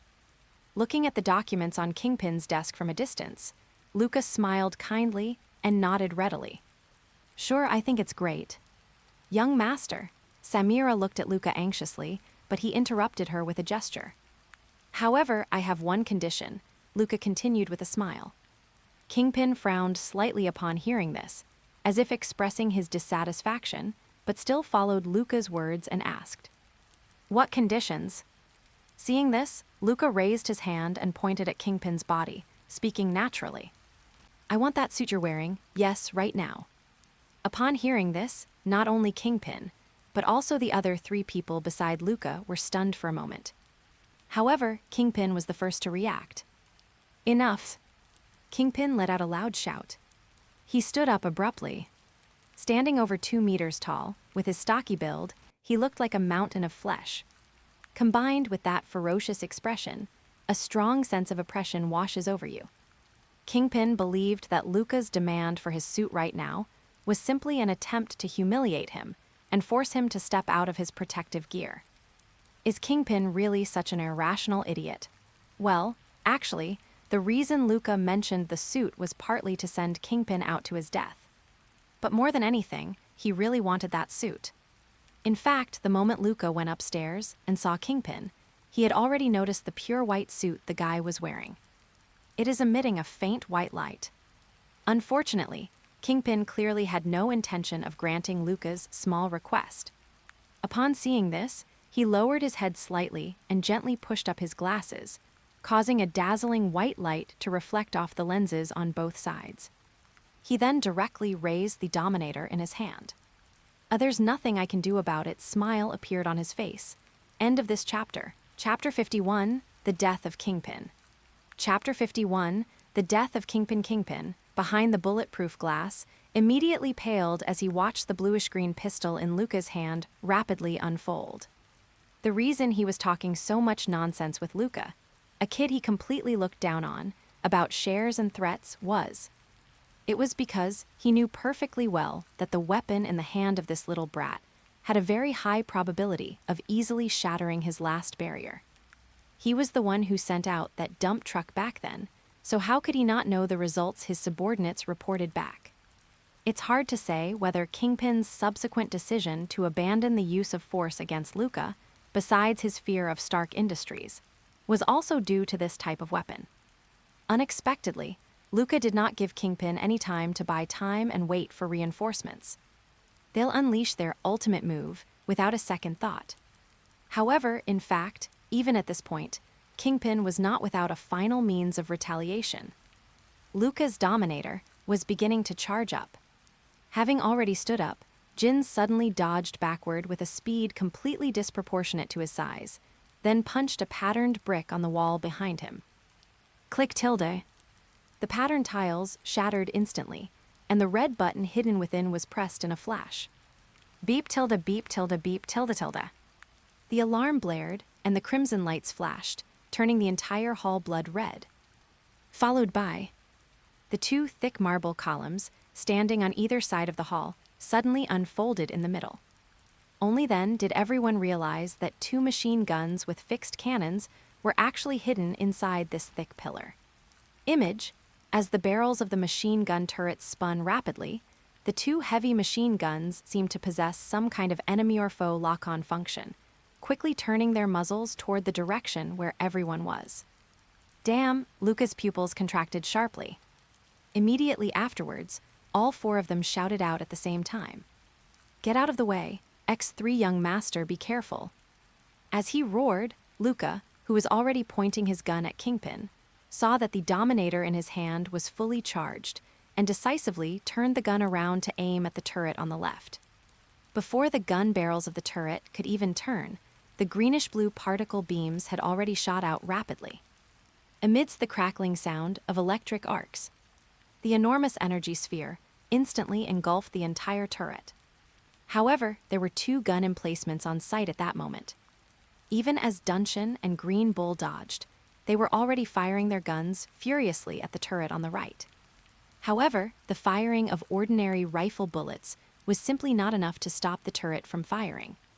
Fortunately, the machine gun on the right turret first targeted Samira, who was on the far left. The moment she saw the turret appear, she lunged at Luca beside her, which actually saved her from the initial fatal attack. However, it is clear that this machine gun emplacement, which is Kingpin's last resort, cannot simply be stopped after firing two shots. A dense barrage of metallic bullets swept towards the four people like rapidly swinging scythes. At this moment, Luca had no time to think further. Following the force of Samira's lunge, he grabbed her tightly and simultaneously exerted force with his feet. In an instant, the two of them were knocked down several meters away. However, while this temporarily saved them from machine gun fire, falling to the ground would undoubtedly be fatal in the current situation. However, although the rapid firing continued, but the expected shooting did not occur. Luca, who had fallen to the ground, looked in the direction of the straight flame. Suddenly, Big White had rushed to the machine gun emplacement, its two large hands firmly pressing against the machine gun barrel, preventing it from turning. The turntable inside the machine gun turret also emitted a crackling sound of metal breaking. Big White, well done. Luca, still lying on the ground, praised without reservation. At the same time, the Dominator in his hand has already started charging and aiming again. Thank you for the compliment. The best medical care is to prevent all possible dangers before the patient is injured. Black circle, black circle. As he spoke, Big White turned to look at Luca. Then, it seemed they were about to exert more force and completely break the metal turret. However, as the main body of the turret continued to emit a tearing, mournful sound, Luca immediately spoke up to stop it. No, Big White, wait for me. As he spoke, Luca's Dominator had already been fully replenished. Then, with a loud boom, another high-energy particle light sphere was fired. However, this time Luca fired not at the main body of the machine gun that was covered by the big white thing, but at the cylinder on top of the machine gun. As the giant energy ball swallowed half of the cylinder, the machine gun turret that was still firing at high speed immediately went silent. After spinning a few more times due to inertia, it finally went completely still. At this moment, the four survivors all turned their attention to the culprit behind the bulletproof glass. His eyes were filled with undisguised killing intent. Without saying a word, Luca raised his gun. Aim. Accumulate strength. Shooting, completely in one smooth motion, the cyan-green orb of light instantly blasted a neat, circular hole through the bulletproof glass in front of it. However, this time the circular gap seems to be much smaller than the previous ones, with a diameter of only about the height of a person. Fortunately, even so, the bulletproof glass completely collapsed due to the loss of structural stress, and numerous cracks spread outwards from the hole. Is the power out? Luca shook his head helplessly. At this moment, the LED lights on the Dominator gun began to flash continuously, and the fully deployed force field structure retracted completely. Kingpin, who also witnessed this scene, although he didn't know anything about the Dominator pistol, his intuition told him that this might be his last chance. He immediately let out a roar. Go to hell, little brat.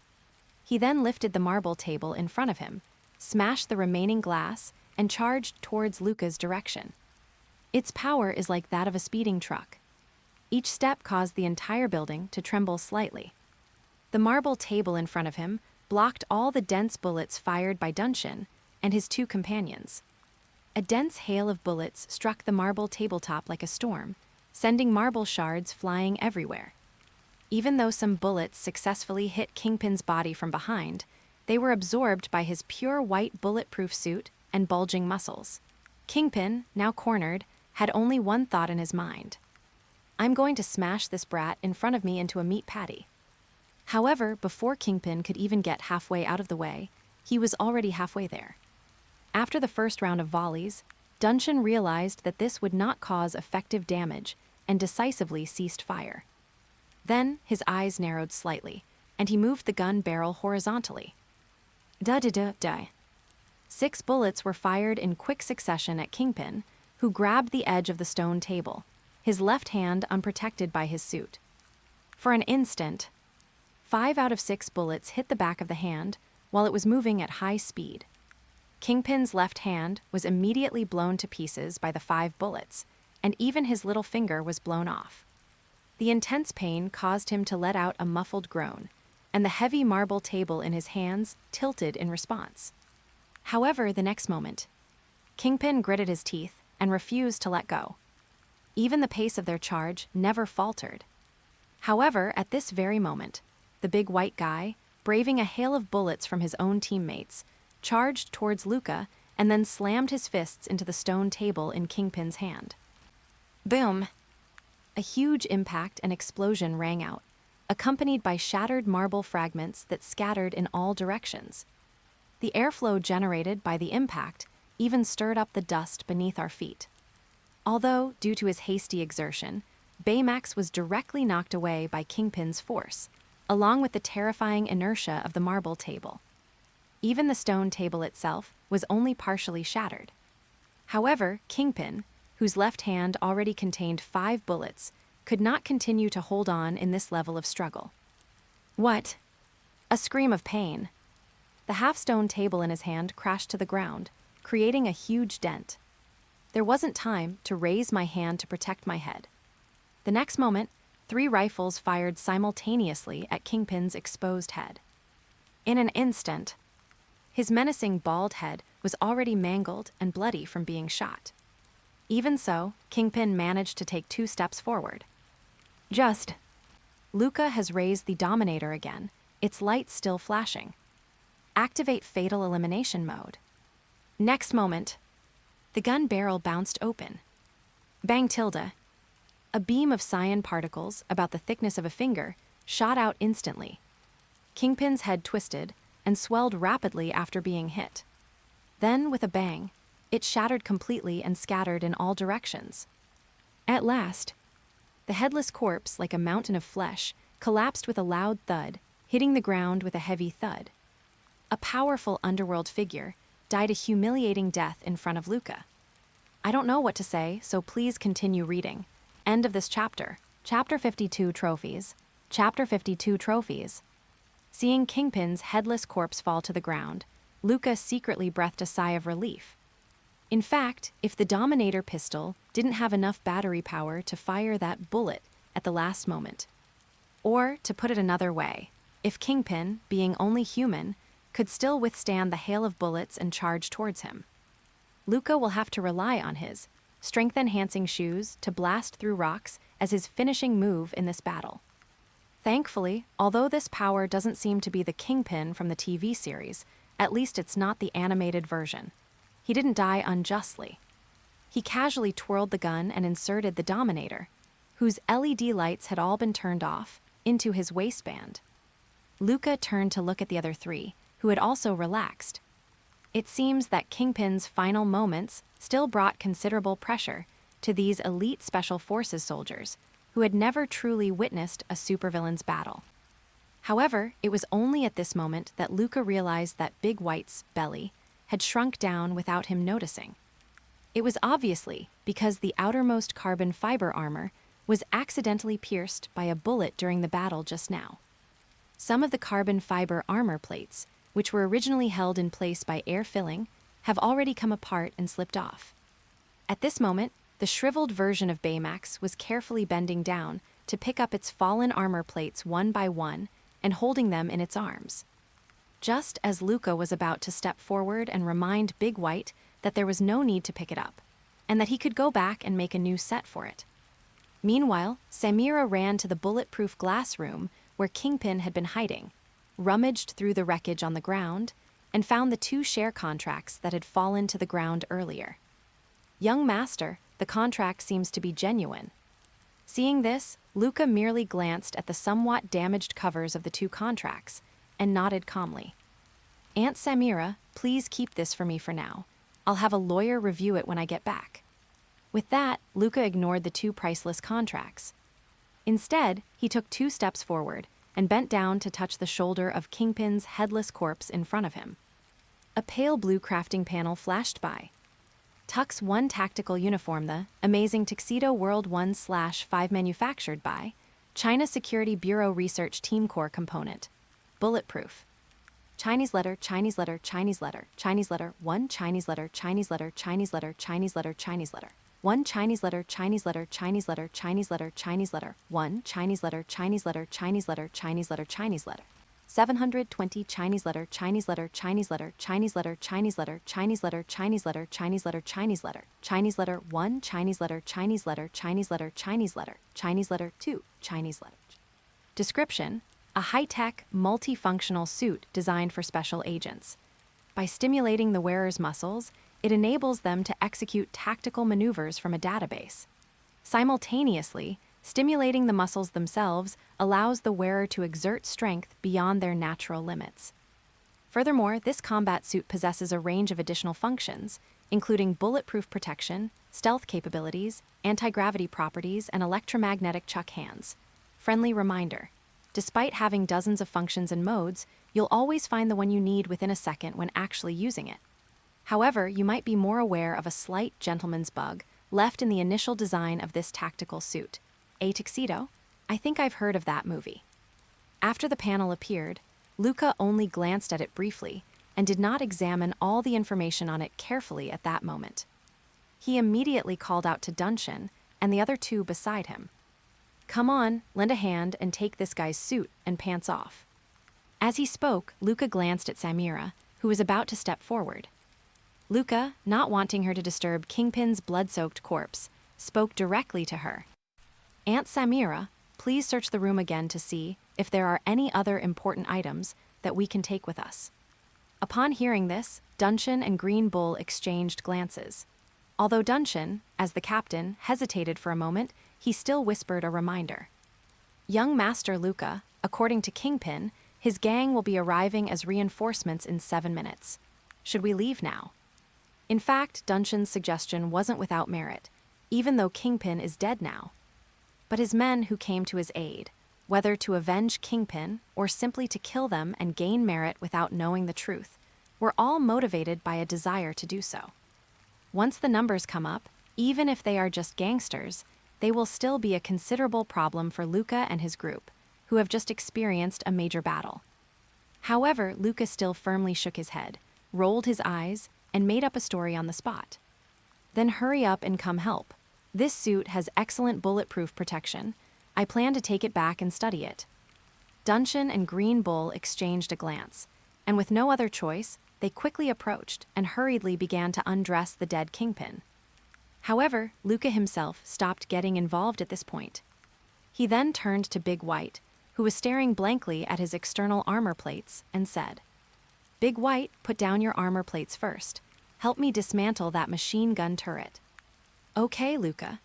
Dabai obediently put the armor plates in his hands on the ground, and then wobbled towards the powerless turret inside the right-hand cylinder.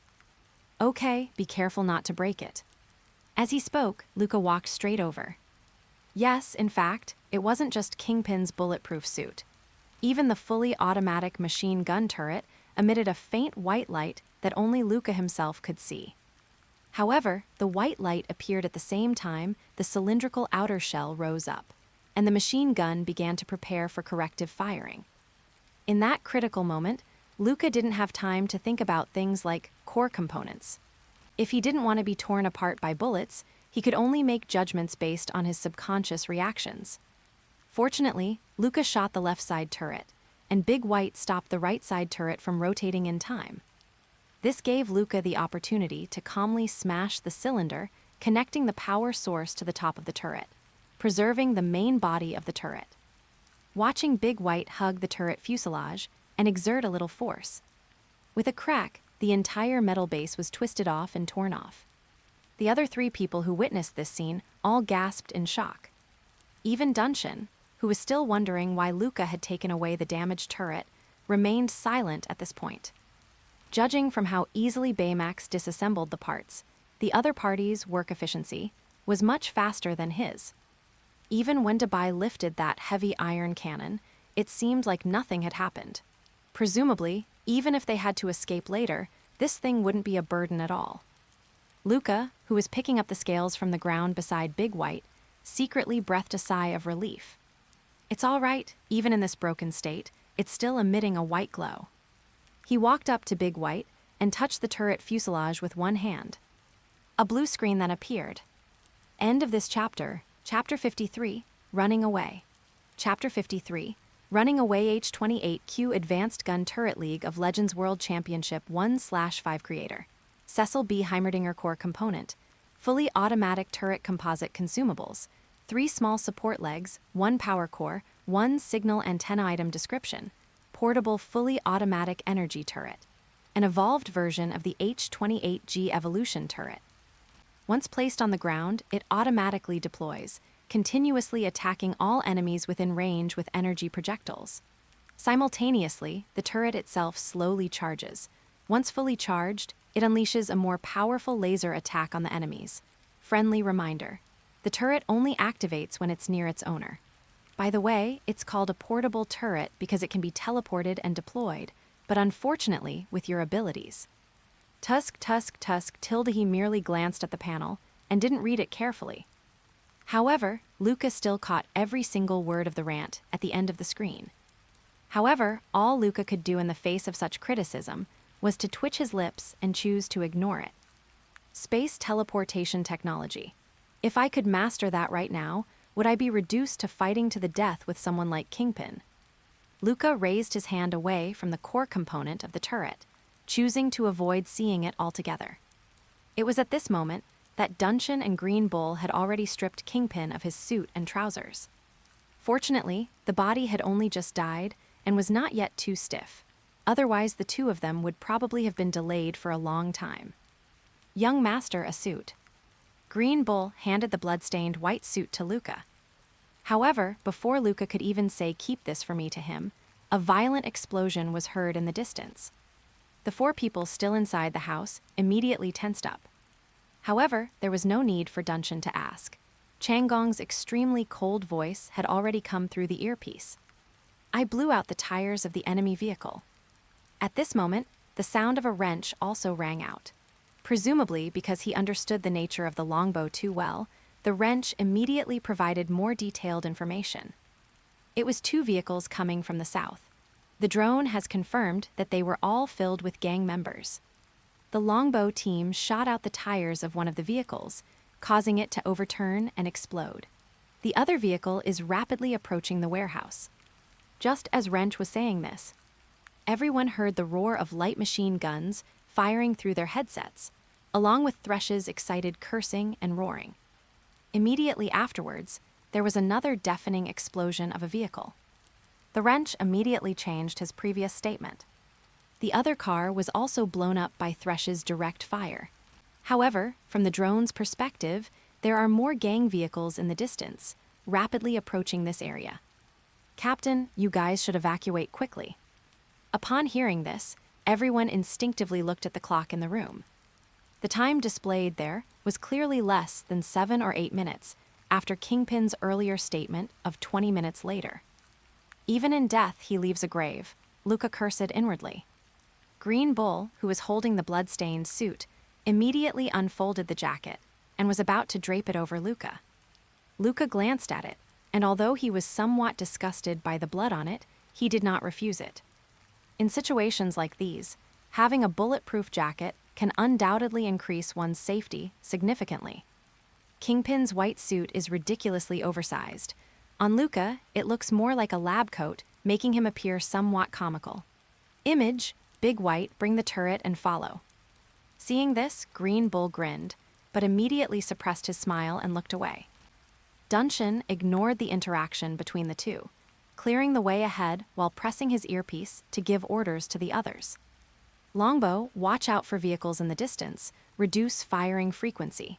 Be prepared to evacuate at any time, then meet up at the Connecticut Villa. Thresh, Wrench, you two guard the news van, will be there soon.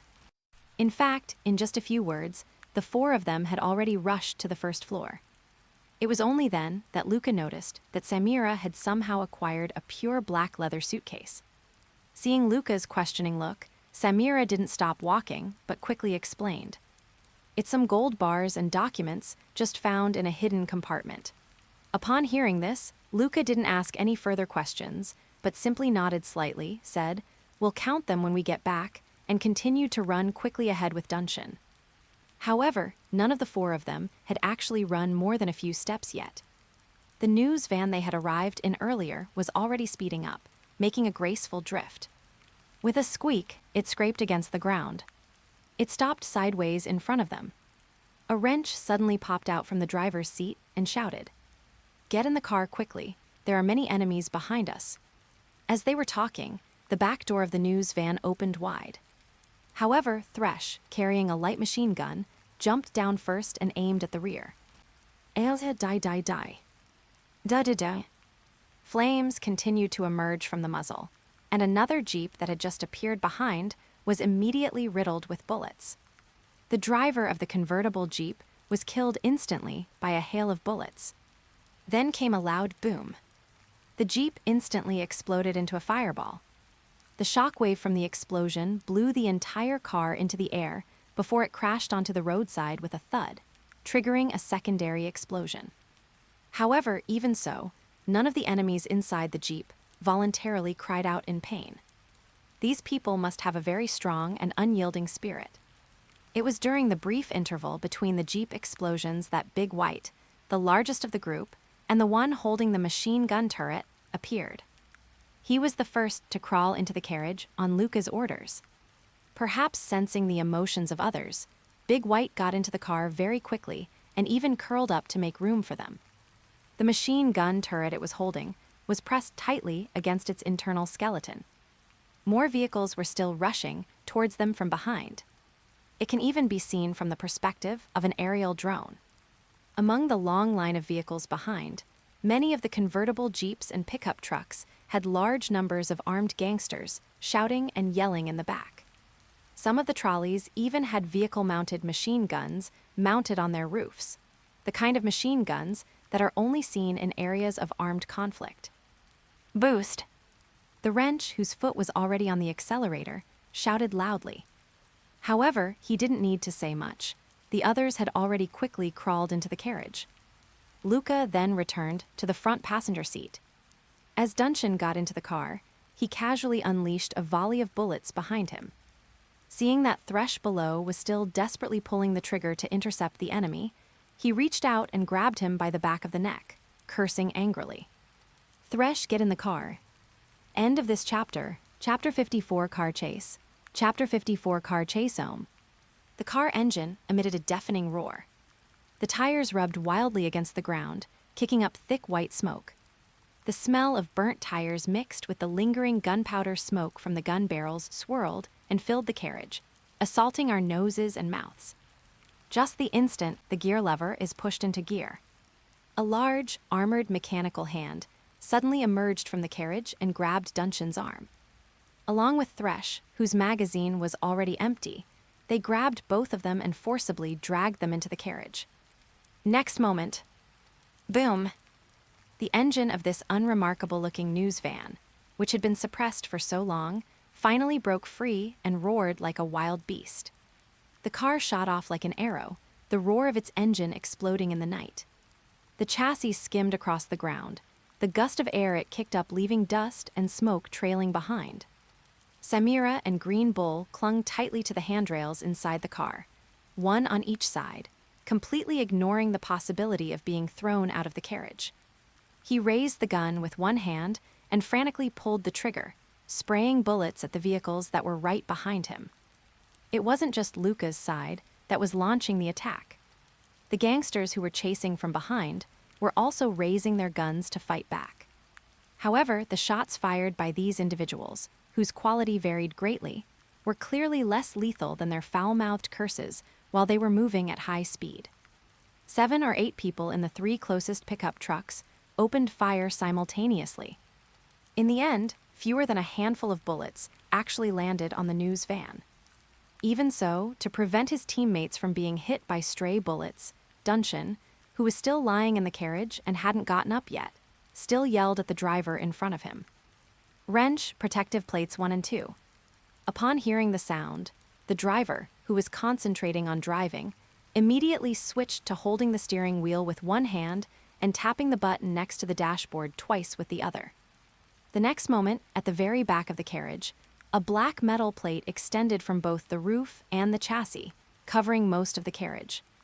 Only a few observation windows and firing ports with good visibility were left. Just as the 2 protective plates were secured, 2 clang-clang sounds of bullets hitting their targets came from the outside. Even Thresh, who has seen his fair share of battles, broke out in a cold sweat. There was no other way. He was currently the person on the outermost side of the entire carriage. If the protective barrier had been raised even a fraction of a second slower, those 2 bullets would most likely have landed on him. However, it was precisely at the same moment that the enemy's 2 bullets hit. One of the 3 pickup trucks closest to the group behind suddenly had its tire burst. The vehicle, which was already continuing to move, suddenly veered to the side, directly knocking off the main road along with another pickup truck that was traveling alongside it. The immense force of the impact instantly flung the unprotected gangsters off the 2 pickup trucks.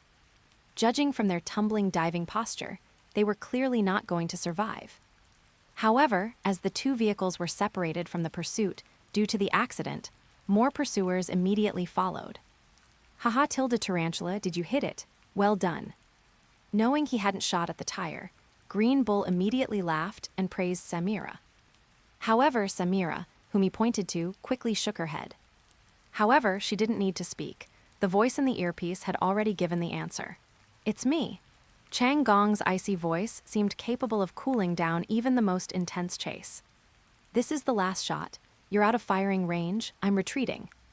"Understood. Be careful during the evacuation," Duncan said, having just stood up. After speaking for a long time, Chang Gong immediately hung up the phone after hearing Duncan's confirmation. He then disassembled his guns, Nikon tripod, director's stool, and other items, categorizing them and putting them into his cello case. In fact, if Longbow's preparations for this mission hadn't been specifically for covert sniping in the city at night, and instead he had been given a heavy sniper rifle like the Barrett or KSVK designed for vehicles, he could have accomplished much more. Of course, the ability to shoot out the tires of a high-speed vehicle from 500 meters away, causing 2 pickup trucks to overturn, is enough to demonstrate the capabilities of the longbow. Chang Gong's expression remained unchanged as he watched the flames still burning in the distance. "The warriors will surely break through the encirclement with glory, while I will walk alone in the darkness." Okay, let's leave aside the longbow that evacuated alone and turn our attention back to the news van. Although the longbow's last shot took away 2 enemy vehicles, more cars continued to follow like a tide.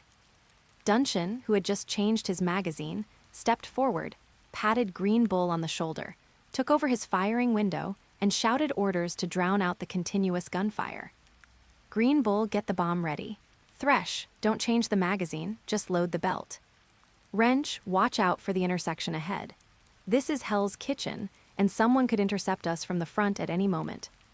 After shouting, Dunshin fired 3 more rounds. However, perhaps because several vehicles had been blown up and overturned in succession, the pursuers behind them had learned their lesson and were basically making erratic maneuvers. While this would slow down their pursuit, it also significantly reduced the probability of Dunshin and the others hitting their targets. At that moment, Wrench, who was driving, noticed a convoy of jeeps speeding toward them from a distance and immediately roared in anger. Turn, hold on tight. After yelling, Wrench didn't have time to check if his teammates had heard him. I floored the accelerator until I reached the corner, then lightly tapped the brakes repeatedly. At the same time, he kept turning the steering wheel sharply with both hands. The entire news van successfully turned around the intersection, drawing a huge arc. At this point, the car body was tilted at an angle of nearly 45 degrees, with the right wheel completely suspended in the air, and only the 2 left tires still rubbing violently against the ground. Then, with a loud clang, the left side of the news van struck a lamppost on the side of the road before straightening itself again. With a bang, all 4 wheels touched the ground again, and then the engine accelerated forward once more. The people inside the car were thrown about as it rose and fell. Fortunately, thanks to the timely warning from the wrench, the worst-case scenario of the gun accidentally discharging was avoided. Inside the carriage, Big White, who had been clinging to the machine gun turret, noticed that everyone was swaying and about to fall. He immediately reached out to support Luca and the Green Bull, who was closest to it, and gently gave them some instructions. Be careful, you might hurt yourself. Black circle, black circle.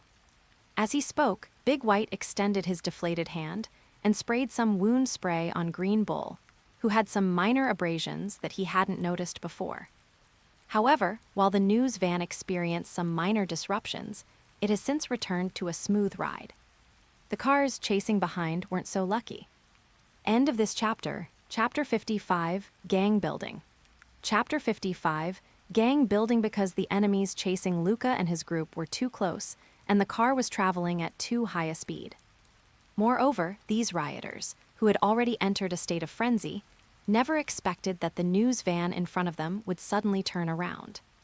Most of these vehicles did not slow down. The 2 cars at the front of the convoy collided head-on with the convoy of jeeps that were trying to block them.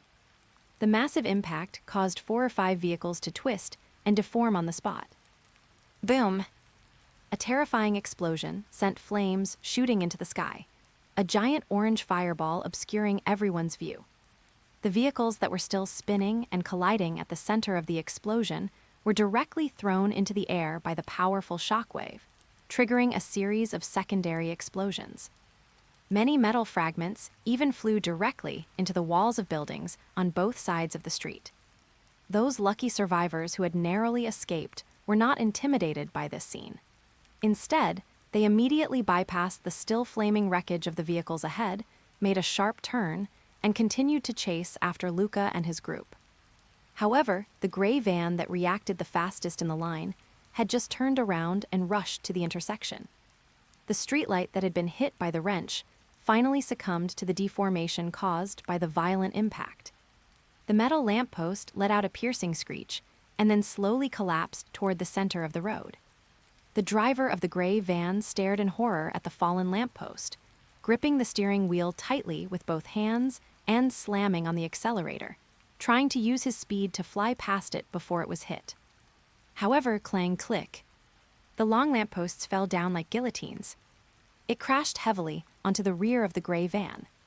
The dazzling sparks scattered everywhere, and the already not-so-sturdy lamp post immediately broke into several pieces.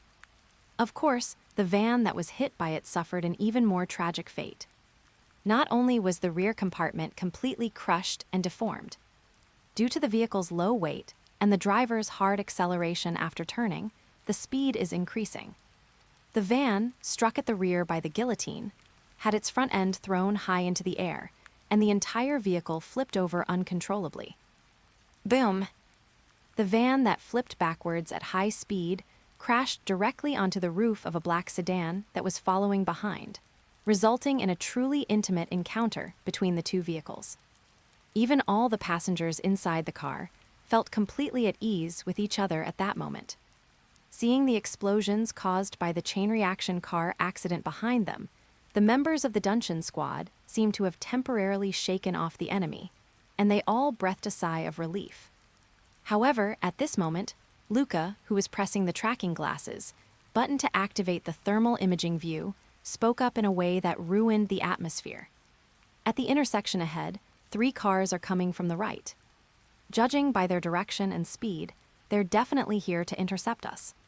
At this moment, Luca's Dominator was completely out of power, and he couldn't possibly kick the vehicles behind him to pieces using his power-enhancing shoes in the cramped carriage. In addition, Big White had no place to perform as a melee fighter and didn't need Luca's command. So from the very beginning, he has been using tracking glasses to observe the enemy that may appear in all directions for the team. They also immediately noticed the 3 cars approaching side by side in the distance. His words immediately put everyone on edge. But that's not all. At this moment, Samira and Dunshin, who had been observing the rear from the firing window, also noticed. Amidst the flames of the subsequent explosion, several more vehicles sped out, ran over fallen streetlights, and chased after them once more. The situation has become serious again. "Captain, which way are we going?" While loudly asking Dunshin in the back of the car, the driver, Wrench, made several turns to avoid the vehicles that came to intercept him. However, the bullets fired by the other side had already left a row of dense bullet holes on the right side of the news van. Fortunately, this vehicle was just a disguised news van, which was reinforced in many ways, so only a few bullets managed to penetrate the vehicle. However, the wrench issue clearly hit the nail on the head at this moment. Although they had already killed Kingpin and were preparing to retreat, it didn't mean they could just drive straight home. The entire Hell's Kitchen seemed to come alive right now, with all the gangs, big and small, mobilized to wipe them out. It's not just the pursuers behind them. In fact, more and more gangsters are joining the chase every moment. The constant enemy interceptions ahead are the best evidence. Of course, this doesn't mean that Luca and his group really have no chance of escaping the area covered by Hell's Kitchen. However, it is precisely in Hell's Kitchen, this little Gotham of Manhattan, that this chaotic situation has not been suppressed by a large number of armed police forces. In fact, not long after the chaotic car chase began, armed helicopters of the New York Police Department had already appeared in the air. It's just that there are too many corrupt police officers in the Hell's Kitchen police station, and they're too lazy to risk getting involved in these messy things. Yes, it's also because this is Hell's Kitchen, where there are hardly any pedestrians or vehicles traveling at night, which provided the perfect venue for this chaotic gang team building. However, no matter how many prerequisites there are, or how special Hell's Kitchen may be, as long as Luca and his gang dare to lead a large group of high-spirited gangsters out of Hell's Kitchen, the entire New York City police force will make it clear to them why the NYPD, a local police department, is considered one of the top law enforcement agencies in the United States. Therefore, what Luca and his team really need to do now is to find a way to shake off their pursuers and armed helicopters before the New York police can no longer tolerate the riots and choose to intervene, and then make a quiet exit. In fact, Luca and the others knew that if Kingpin, the underworld emperor, were still alive, he would likely choose to abandon the pursuit and wait for revenge later, given how things had developed, to prevent the situation from escalating further. But at this moment, King, who was suppressing those gangsters, was not there, and the thugs in Hell's Kitchen seemed to be caught up in a party. All the gang leaders focused their attention on Luca and his gang. It's as if whoever succeeds in killing them to avenge Kingpin will become the next emperor of Hell's Kitchen. However, Luca and the others, who won the car chase race, had no intention of sacrificing themselves for the sake of others. In the blink of an eye, Duncan, who was making way for Thresh to shoot, and Luca, who was still observing the road ahead, were both on the move. They spoke at the same time, almost simultaneously. To the Hudson River. Drive towards the riverbank. End of this chapter. Chapter 56, Chaos Escalates. Chapter 56, Chaos escalates. After Luca and Duncan finished speaking, everyone exchanged glances and understood their thoughts. In the current situation, even if they manage to shake off those crazed gangsters, they won't be able to get rid of the police helicopters overhead.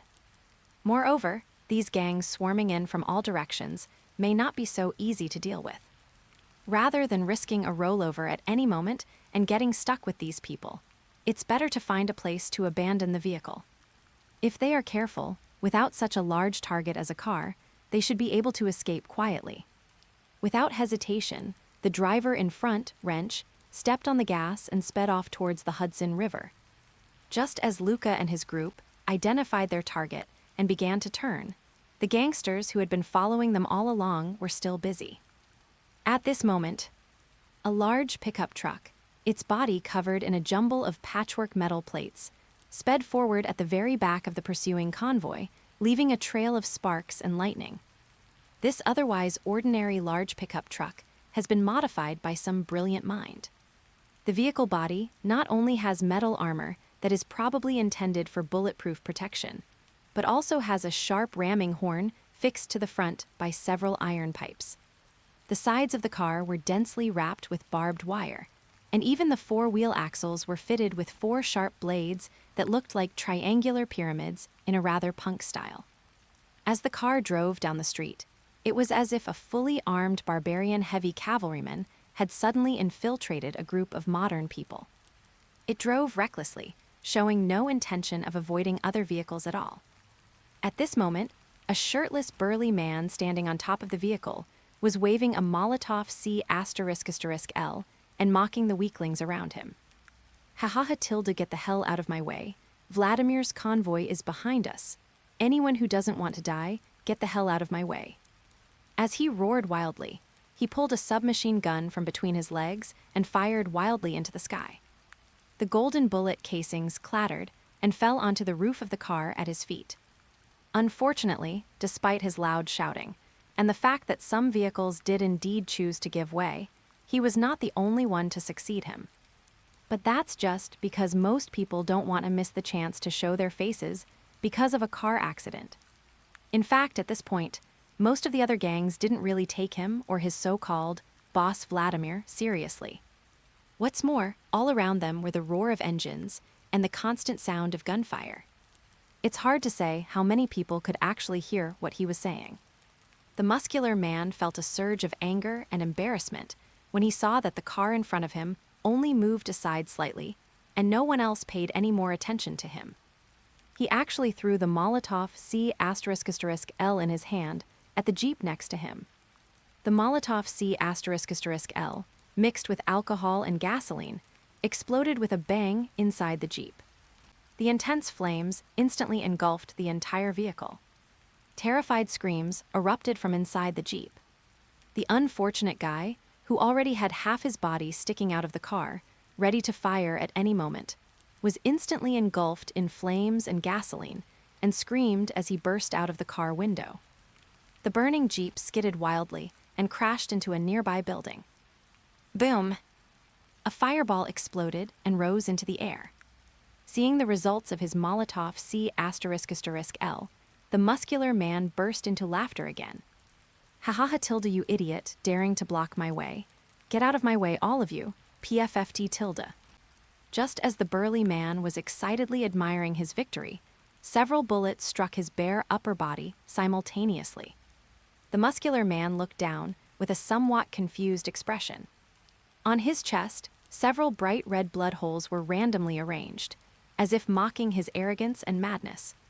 At that moment, the pain of being pierced by the bullet hadn't actually reached his brain, but the muscular man still coughed up blood and fell backward.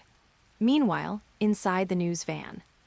Green Bull, who was fiddling with explosives beside Samira, just happened to see her raise her gun to aim at the man and fire. He asked with a somewhat strange expression, "Tarantula, why did you hit him? That kind of madman might continue to disrupt the pursuer's advance." Upon hearing Green Bull's question, Samira, who was changing magazines, merely glanced at him before turning back with a cold expression, though she didn't forget to say something. Letting exhibitionists run around in the streets will set a bad example for children. After saying that, Samira ignored the reactions of the others and raised her gun to fire again.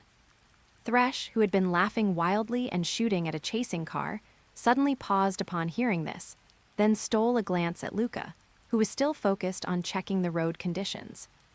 Thinking back to his usual style on the battlefield, his movements became a bit stiff, and his laughter and curses subsided considerably. However, at the same time, everyone was surprised to discover gunfire suddenly erupted from the pursuing convoy, which had been moving smoothly. More importantly, the flashes from those gun barrels weren't aimed at their news van at all. Or rather, those cars that were originally following behind, just flooring the accelerator, were now firing indiscriminately at their nearby comrades. Well, the reason for this is actually due to the shots Samira fired earlier. Just now, after being shot several times in the chest by Samira, the muscular man fell backward. However, when he was standing on the roof of the car, he was hooking the backs of his feet onto the haphazardly connected metal pipes on the car body to prevent himself from accidentally falling off. Therefore, after being shot and falling, he was not directly thrown off the roof of the car. Instead, it slammed heavily onto the wire on the roof of the car with a loud bang. This incident, instead of killing the man immediately, brought him to a moment of clarity due to the pain from the impact and the spikes. Unfortunately, the burly man, who had been admiring his victory, had no idea who had fired the shot at him earlier. In his dying moments, he didn't care about anything else, so he simply gripped the trigger tightly with his index finger and wildly swung his arm. He presented his parting gifts to all the vehicles on one side of the road. Meanwhile, his underlings in the car also noticed that their boss had been shot, fallen to the ground, and fired back. They naturally assumed that their boss was retaliating against the enemy who had shot them. Without a moment's hesitation, the henchmen immediately raised their submachine guns. He started firing at his boss's targets one by one, all the while cursing under his breath. "Go to hell, you filthy worms from the gutter." However, the modified pickup truck was originally in the middle of the convoy. Because the vehicles in the vicinity were quite far from the news van, not many gang members actually chose to fire. After all, not everyone has the superb marksmanship and excellent equipment of the members of the Down A squad. Their current actions are like lighting a powder keg. The nearby vehicles that were attacked were stunned for a moment, then immediately began to retaliate while cursing. Gunfire erupted in the middle of the convoy in an instant. It even overshadowed the gangsters, who were actually chasing them from the front. End of this chapter, Chapter 57, The Carnival ends. Chapter 57, The Carnival ends. The sound of gunfire from the middle of the pursuing convoy immediately drew everyone's attention. However, under such circumstances, the convoy, which was not very orderly to begin with and was only barely kept in place because it was heading in the same direction, immediately fell into chaos. Moreover, as more and more vehicles were accidentally damaged, the scale of the firefight was rapidly expanding. Actually, despite all these cars being single-mindedly chasing Luca and his group, they seemed to be close partners. However, the complexity of its members far exceeds expectations. In fact, only a small portion of his subordinates were truly under Kingpin's complete control. Moreover, most of these Kingpin's direct subordinates were sent to provide support immediately after Kingpin discovered that his base had been invaded. Many people were killed or lost due to vehicle damage during the previous series of car accidents and Dunshin, and his team's continuous counterattacks. Among the remaining people were various gangs controlled by Kingpin, who, upon learning of his death, sought revenge. Others, unaware of Kingpin's demise, wanted to curry favor with the Emperor of Hell's Kitchen. There are also smaller gangs that have been suppressed by Kingpin, who are preparing to take this opportunity to showcase themselves in Hell's Kitchen and even the New York underworld, make a name for themselves, or take advantage of the chaos. Many others simply didn't know what was going on.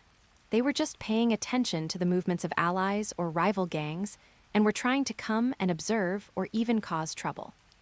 This also leads to the chaotic firefight had barely begun when it started to spread uncontrollably. Even gangs from just a few blocks away, who had just arrived to investigate the situation, could be inexplicably drawn into this chaotic battle. Luca and his group were still racing ahead, after suddenly realizing that only a handful of enemies were left chasing their news van, and that most of them were already fighting amongst themselves. The crew members looked at each other in bewilderment inside the van. That's it, all done. Should we still drive towards the Hudson River? Inside the carriage, Green Bull, who was holding a bomb, scratched his green hair in confusion and turned to look at Shield Mountain and Luca. At this moment, Luca, who had been using the tracking glasses, thermal imaging mode, also noticed. The police-armed helicopter that had been following closely behind the lead vehicle seemed to hesitate at this moment. Surprisingly, the car gradually slowed down from its initial tilted following position, as if it were judging whether to continue following them, the culprits, or head to the areas where gang warfare was most concentrated to report the situation to police headquarters in real time. Upon seeing this, Luca immediately told Duncan what he had seen. He and Luca exchanged a glance and nodded slightly. If that's the case, then, before Duncan could finish speaking, a series of loud rumbling sounds from behind interrupted him. Everyone turned to look into the distance. Behind the flames of the vehicles that were still in the midst of a chaotic battle, an entire convoy charged forward amidst the deafening roar of engines. They completely ignored whether the other gangsters fighting each other along the way were blocking their path. All the vehicles blocking the road were violently rammed aside by these people. Moreover, and more importantly, all of these vehicles that were driving recklessly were punk-modified pickup trucks, similar to the one used by the muscular man who caused the previous brawl. These pickup trucks, heavily armored, are not only extremely sturdy, but also completely impervious to collisions. Even their charging speed is not slow at all. Each of the modified pickup trucks had a raging blue tail flame shooting out from its rear, giving these savage behemoths not only defense and weight, but also considerable speed. However, looking at those cars, which were clearly shaking abnormally, and even crashing and breaking apart, it was quite a sight.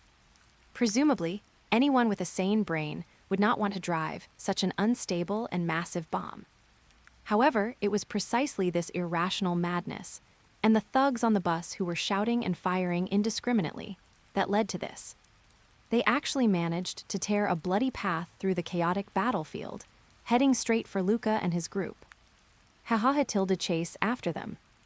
Brother Vladimir is going to be the Emperor of New York. Long live the Emperor. As the group of crazed gangsters approached, Duncan stopped talking. They ignored the bullets that occasionally struck the exterior of the news van. He then turned to Green Bull beside him and said calmly, "Is the bomb ready?" Upon hearing this, Green Bull immediately broke into an excited smile, his grin almost reaching his ears. "Captain, we've been F***G ready, just waiting for your word." "Then let's give it to these idiots," Duncan said. "Okay." At this moment, Green Bull seemed to have imagined some wonderful scene, and with a mouthful of big teeth, he clicked on the bomb he had made several times. The bomb's small display screen immediately began flashing red lights with a beep-beep sound. He decisively raised the bomb in his hand, his muscles tensed, and he assumed a very standard baseball pitcher's stance. Samira and Thresh simultaneously pushed open a small window in the shooting barrier in front of them. Next moment, Green Bull swung his arm forward rapidly and forcefully. The bomb in his hand, almost the size of a human head, was like a rapidly firing cannonball. With a whoosh, it flew out of the window in front of it, which was not much larger than itself. In everyone's sight, the seemingly randomly pieced together, irregularly shaped bomb thrown by Green Bull, hit the lead vehicle at the very front of the convoy with extreme precision. Immediately afterwards, with a clang, the barrier was smashed, leaving an inconspicuous dent before it fell to the ground and rolled twice. The people in the modified pickup truck looked on curiously and tried to peek out. When they finally found out what exactly hit them, the alarm finally started beeping continuously. Next moment, boom! Terrifying flames shot into the sky. A violent shockwave swept everything away. The deafening roar silenced the chaotic night. In an instant, all that was left for everyone nearby was the blinding white light before their eyes and the continuous buzzing in their ears. At the epicenter of the explosion, a number of pickup trucks parked side by side were instantly torn to shreds. The first few vehicles in the convoy passed the bomb's location, along with the lead vehicle that had been hit earlier, all of which were thrown into the air by the violent shockwave. Needless to say, the thugs inside the car were even worse. The luckiest one was probably the guy who was thrown more than 10 meters high and landed on the roof of a nearby building. Compared to others, this landing height probably meant the fall wouldn't hurt as much. At least that guy didn't cry out in pain after falling onto the roof, did he? In fact, it wasn't just the vehicles at the epicenter that were damaged. The exterior windows of surrounding buildings were also shattered. The few pickup trucks behind that weren't directly hit by the explosion were also obscured by the terrifying heat wave. Countless shattered vehicle fragments, carried by the shockwave, were embedded into their bodies like dense shrapnel. The modified parts that these people were once so proud of have now become the most deadly blades. When the flames of the explosion finally subsided, the last surviving car plunged headfirst into a deep crater in the ground. Where was the news van that Luca and his team had driven on the road? End of this chapter. Chapter 58, Those Who Work in the News Are Really Something Else. Chapter 58, Those Who Work in the News Are Really Something Else. Orange, Connecticut. By this time, the sun had fully risen, and the gentle breeze seemed to bring the fallen trees back to life. The villa, which had been silent all night, was now bustling with noise. A large number of Connecticut police officers and paramedics are working to cordon off the scene, while bodies are being rapidly loaded into ambulances. However, Luca, the owner of the villa, sat calmly on the sofa in the living room, watching these busy people. Just then, Simpson, the lawyer who had been negotiating with the police, seemingly having reached an agreement, abandoned the helpless sheriff and walked straight toward Luca with his assistant Fudge. "Mr. Orange, you really gave me a surprise attack this time." Seeing the other person's pained expression, Luca simply smiled faintly, not taking it to heart at all. Although Attorney Simpson was indeed called out of his home in the middle of the night to deal with this thorny issue, he had paid her a fair share of the money, so he couldn't possibly feel guilty just because she complained a little. "Yeah, don't even think about paying more." Simpson, sensing Luca's lack of response, immediately composed himself, displaying a professional demeanor. "Mr. Orange, we are very grateful for the surveillance cameras installed at your villa. The police have preliminarily determined it to be self-defense and will only investigate the part about the intruder." "Only?" "Just what?" Luca asked casually, tapping his fingers lightly on the sofa armrest. "However, due to the lack of sufficient surveillance footage, we can only confirm that you and your bodyguards fought back effectively when the villa was broken into, but there is not enough evidence regarding the subsequent kidnapping." Simpson continued to explain. "Furthermore, since you stated in your statement that the kidnapping took place in Manhattan, New York, this part may require cooperation between the Connecticut local police and the New York police to investigate in order to determine the veracity of your statement." Upon hearing this, Luca simply shrugged slightly. "That's all the surveillance footage we have. As for the New York Police Department, once they find the warehouse, the truth will naturally come to light. As for the remaining work, isn't that precisely why I hired a lawyer like you?" Upon hearing Luca's words, Simpson gave a professional smile. "That's for sure. In fact, many of my longtime clients live in the houses near your villa. The entire community council is taking this attack by these thugs very seriously. they will put pressure on the Connecticut Police Department and continue to monitor the situation. Afterwards, I will contact some old friends in the media to prepare a press release based on the Connecticut State Police's statement. I believe that even the New York Police Department would not want to escalate the impact of this matter further. He took a document covered in sticky notes from Fudge next to him and handed it to Luca. However, before that, the media and the community committee need Mr. Orange to sign this authorization letter first. Luca quickly scanned the contents of the authorization letter, then took out a pen and smoothly signed his name on the paper before smiling and handing it back to Simpson. As expected of a professional, you always handle these things perfectly. Simpson took the documents and looked at the police cars gradually driving away outside, speaking softly. Your safety is the greatest reward for us. However, at that moment, perhaps feeling that the formal work between Simpson and Luca was finished, Fudge, who had been standing silently by his side, looked at Luca with a complicated expression and asked a question. Mr. Orange, is it really true that the commotion in Hell's Kitchen last night had nothing to do with you? However, before he could even finish asking the question, and before Luca could say anything, Simpson sternly interrupted him. Shut up, Nelson. Are you making baseless accusations against an important client of the law firm? After saying that, Simpson ignored Fudge's expression, immediately put on an apologetic smile, and turned to look at Luca. I'm sorry, Mr. Orange. You know, these young intern lawyers always tend to have some unrealistic expectations. Upon hearing this, Luca simply shrugged to indicate that he didn't care, then looked innocently at the embarrassed Fudge. It's nothing, but I haven't had much time to keep up with the news since I was kidnapped last night. What is Mr. Fudge referring to as the Hell's Kitchen unrest? This time, Simpson spoke up without Fudge having to explain. It's just some trivial gossip. But you see, it's getting late. We need to go back to the law firm to handle this case later. All right, then I'll leave it to Miss Simpson. Luca smiled nonchalantly. Upon seeing this, Simpson gave another slightly apologetic bow. Then let's say goodbye. By the way, if Mr. Orange needs temporary accommodation, I think some of my friends on the community board would be happy to lend you their places temporarily.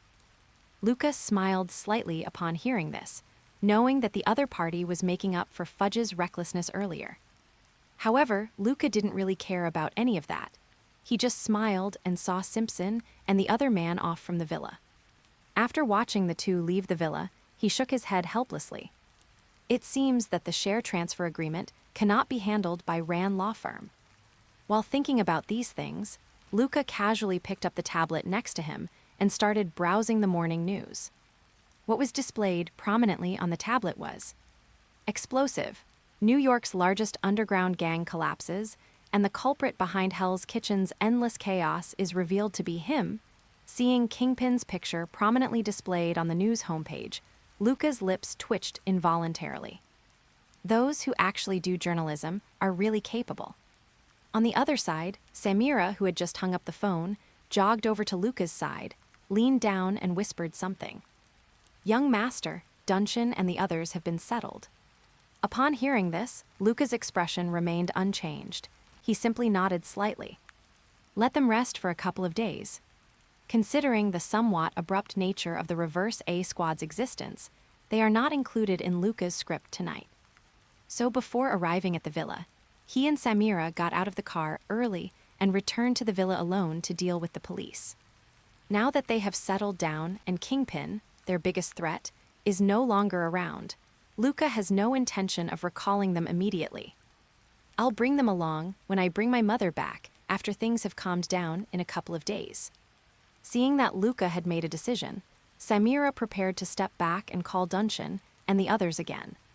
However, Luca immediately called her back. Oh, by the way, Aunt Samira, could you please prepare some more things for me? End of this chapter, Chapter 59, Gift, Testing the Arm. Chapter 59, Gift, Testing the Arm. The other side. In Hell's Kitchen, New York, in a safe house that is usually completely deserted, a seemingly refined man is currently restrained by a machine frame. His head was firmly fixed in front of him, his eyes were propped open by a special bracket, and there were also blindfolds on both sides of his head to block his vision, so that he could only look straight ahead and stare at the constantly flashing colorful patterns. At that moment, another man, dressed in a suit and behaving with elegance and gentlemanly manners, appeared. Standing next to the machine that held the refined-looking man, she spoke softly. "Obedience will be rewarded. Are you willing to obey, Wesley?" If someone familiar with the history of the CIA during the Cold War were here, they would immediately recognize this as a brainwashing tactic similar to Project MKUltra.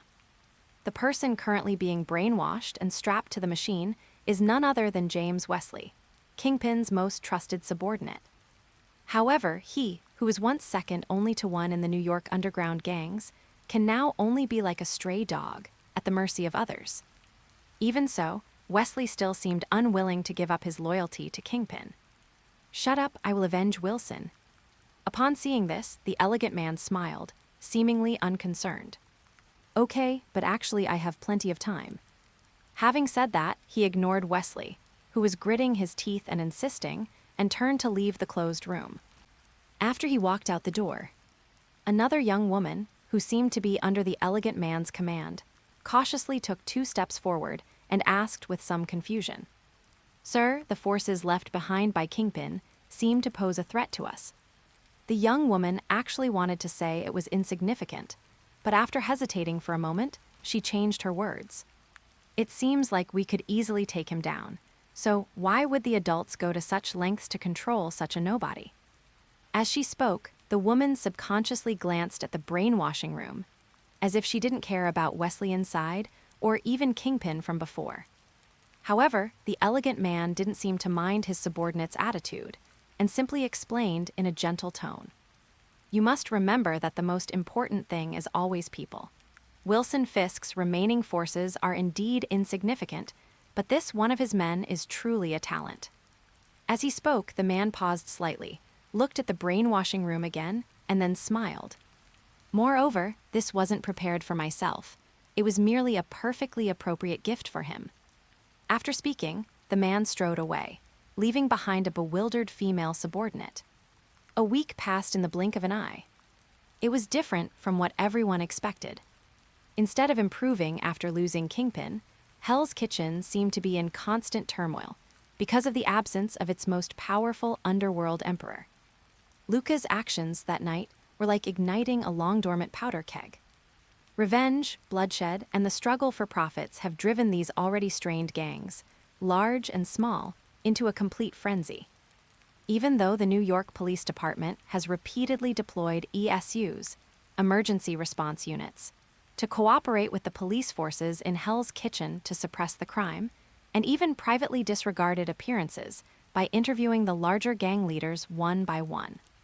But as soon as the police force withdraws, it won't be long before these gangsters escalate and expand the conflict again over some inexplicable minor friction.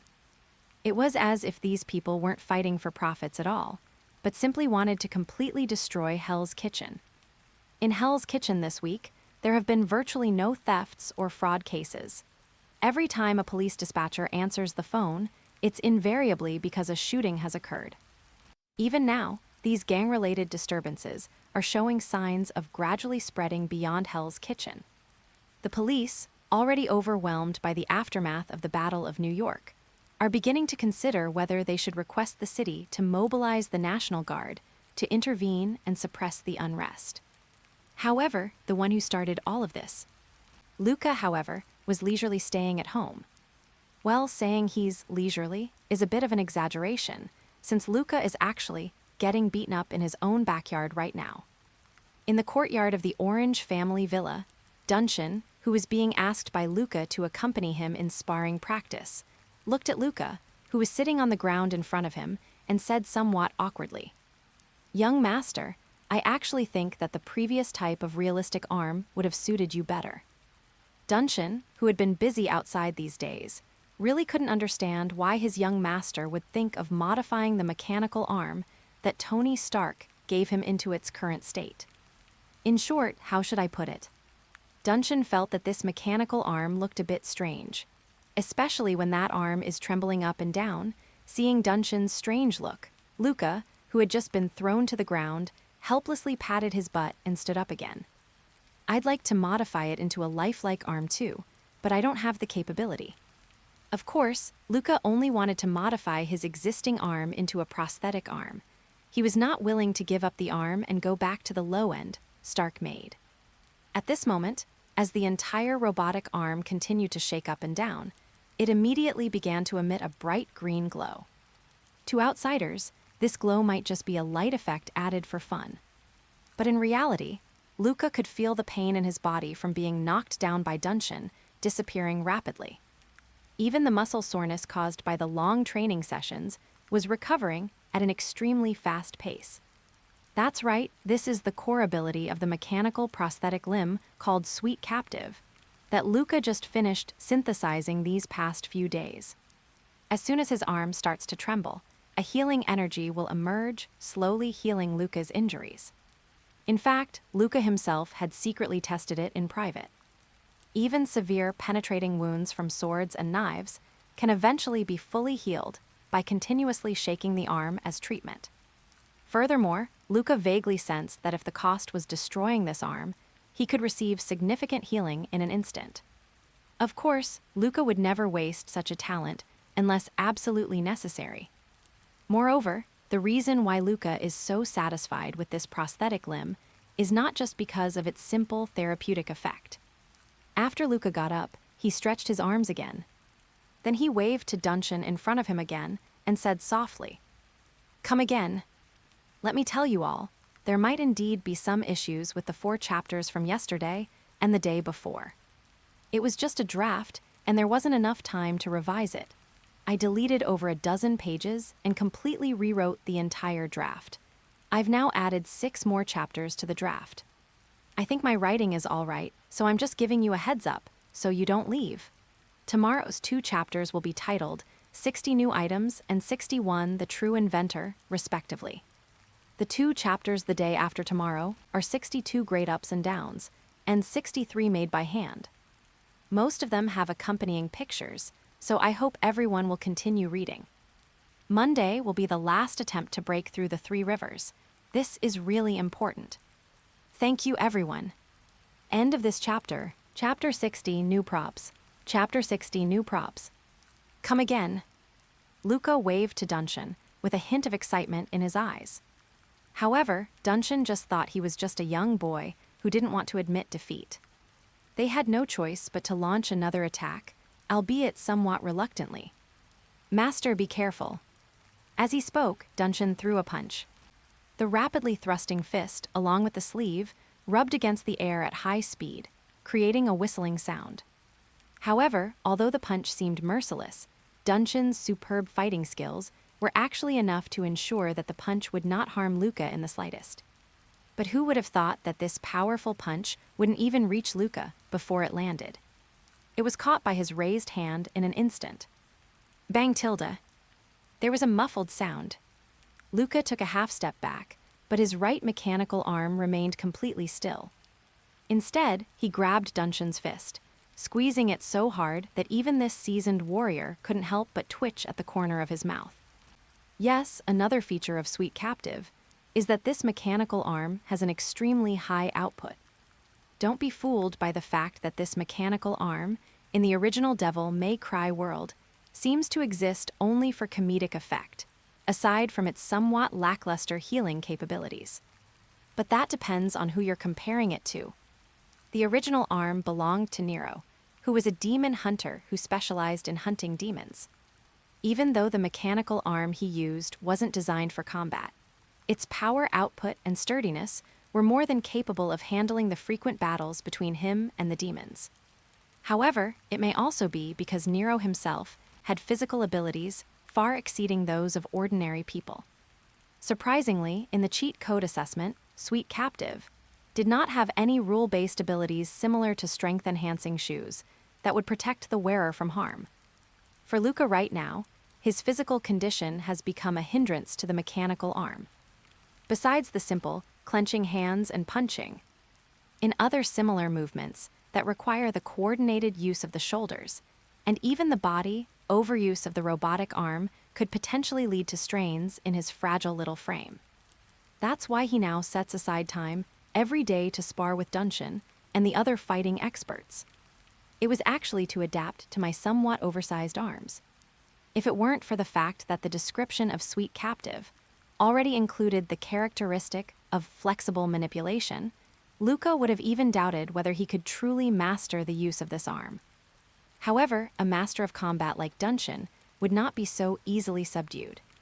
Seeing that he couldn't break free from the grip, he immediately raised his foot and kicked Luca sideways. Left with no other option, Luca could only activate the mechanical arm and push hard, widening the distance between himself and Dunshin once again. At the same time, he raised his arm and aimed at a large tree next to him. Followed by, with a whoosh sound, a grappling hook shot out rapidly from the elbow of Luca's white right arm. Before Dunshin could charge back to Luca, the hook rope nailed to the tree trunk immediately began to tighten rapidly, and at Luca's elbow, the miniature motor sizzled and emitted white smoke. He was pulled by this enormous force and flew towards a nearby tree. Only boom tilde. There was a muffled sound. Luca, who was flying at high speed, crashed head-on into the trunk of a large tree, immediately grimacing and clutching his head as he gasped for breath. Ouch, stop, stop, stop. My arm's going to break. Dunshin, who was about to continue his attack, immediately stopped and looked at Luca with a helpless smile. Young master, you'd better not add these strange functions to your prosthetics. The dangerous movements you just made could easily have caused you to get injured. However, before Dunshin could finish speaking, Luca's mechanical prosthetic limb began to tremble and glow green again. The slight muscle strain caused by the rapid movement of the grappling hook was completely healed by this gentle energy in the blink of an eye. Yes, the last feature of Sweet Captive is the grappling hook ability that comes with all of Nero's mechanical arms. This grappling hook skill can not only pull enemies or objects closer to oneself for attack. It also allows Luca to move quickly between buildings using a grappling hook. However, just like Luca couldn't withstand the force exerted by his own arm, this enormous pulling force can easily lead to muscle strain. At present, all Luca can do is use a grappling hook to pull relatively light objects directly to him. However, Luca believes that as his physical abilities gradually improve and he becomes more proficient in using Sweet Captive, he should eventually be able to achieve something similar to Spider-Man, moving back and forth between buildings. Perhaps, maybe one day I'll be able to synthesize a body-enhancing item. Luca thought to himself as he rubbed his arm, which was now completely healed. Just as Dunshin was about to try to persuade Luca again that there was no need to give his mechanical prosthetics so many dangerous functions. From the front gate of the yard came the somewhat excited shouts of Wrench. Young Master Luca, everything you asked for has arrived. Seeing the Wrench carrying a large box and running towards him excitedly, Luca first waved to Dunshin, signaling to stop the combat practice, before quickly walking over to him. Young Master Luca, this is. Before the chatterbox could even begin to explain, Luca quickly interrupted and asked, has the micron-level neurostimulation unit arrived? Upon hearing this, Wrench shook his head decisively. No, it's the materials you mentioned yesterday, young master. So fast. Upon hearing this, Luca's face lit up with joy, and he immediately took the box from the Wrench. Without waiting for the Wrench to continue questioning, he quickly jogged towards the villa's basement. Hey, young master, wait for me. Let me see what you've got this time. However, before Wrench could even take a step, Dunshin grabbed Fate by the neck from behind, leaving him only able to watch helplessly as Luca walked down the stairs, ignoring the somewhat resentful look in the Wrench's eyes. After quickly arriving at the underground laboratory, the first thing Luca saw was a fully automated turret that was peeking around and looking around. H-28Q advanced gun turret. In fact, this thing was much simpler than Luca had imagined. Aside from its completely illogical enemy detection mechanism that judges friend or foe solely based on Luca's subjective assumptions, and its own black box-like energy core caused all attacks to be transformed into magical lasers. In other aspects, including its folding form and sensing Luca's proximity, the turret itself doesn't seem to have much of a special feature. After all, although it is said to be foldable and retractable, in reality, the turret after being folded up is still a metal box about the size of a suitcase. So in reality, Luca only takes it with him when he goes out by car. Otherwise, he just leaves it in the villa. In this way, even after you go to sleep at night, the continuously operating turrets will still attack invading enemies. But today, however, Luca's attention was not on the fortress. Setting the box aside for the moment, Luca, his face beaming with excitement, strode over to an orange sphere that was emitting a faint glow. End of this chapter. All right, legends, that's it for today. If you're ready for the next chapter, smash that like button and flood the comments right now. Remember, we've got 3 days to prove this story needs to continue. Subscribe so you don't miss the drop, and I'll meet you in the next audiobook.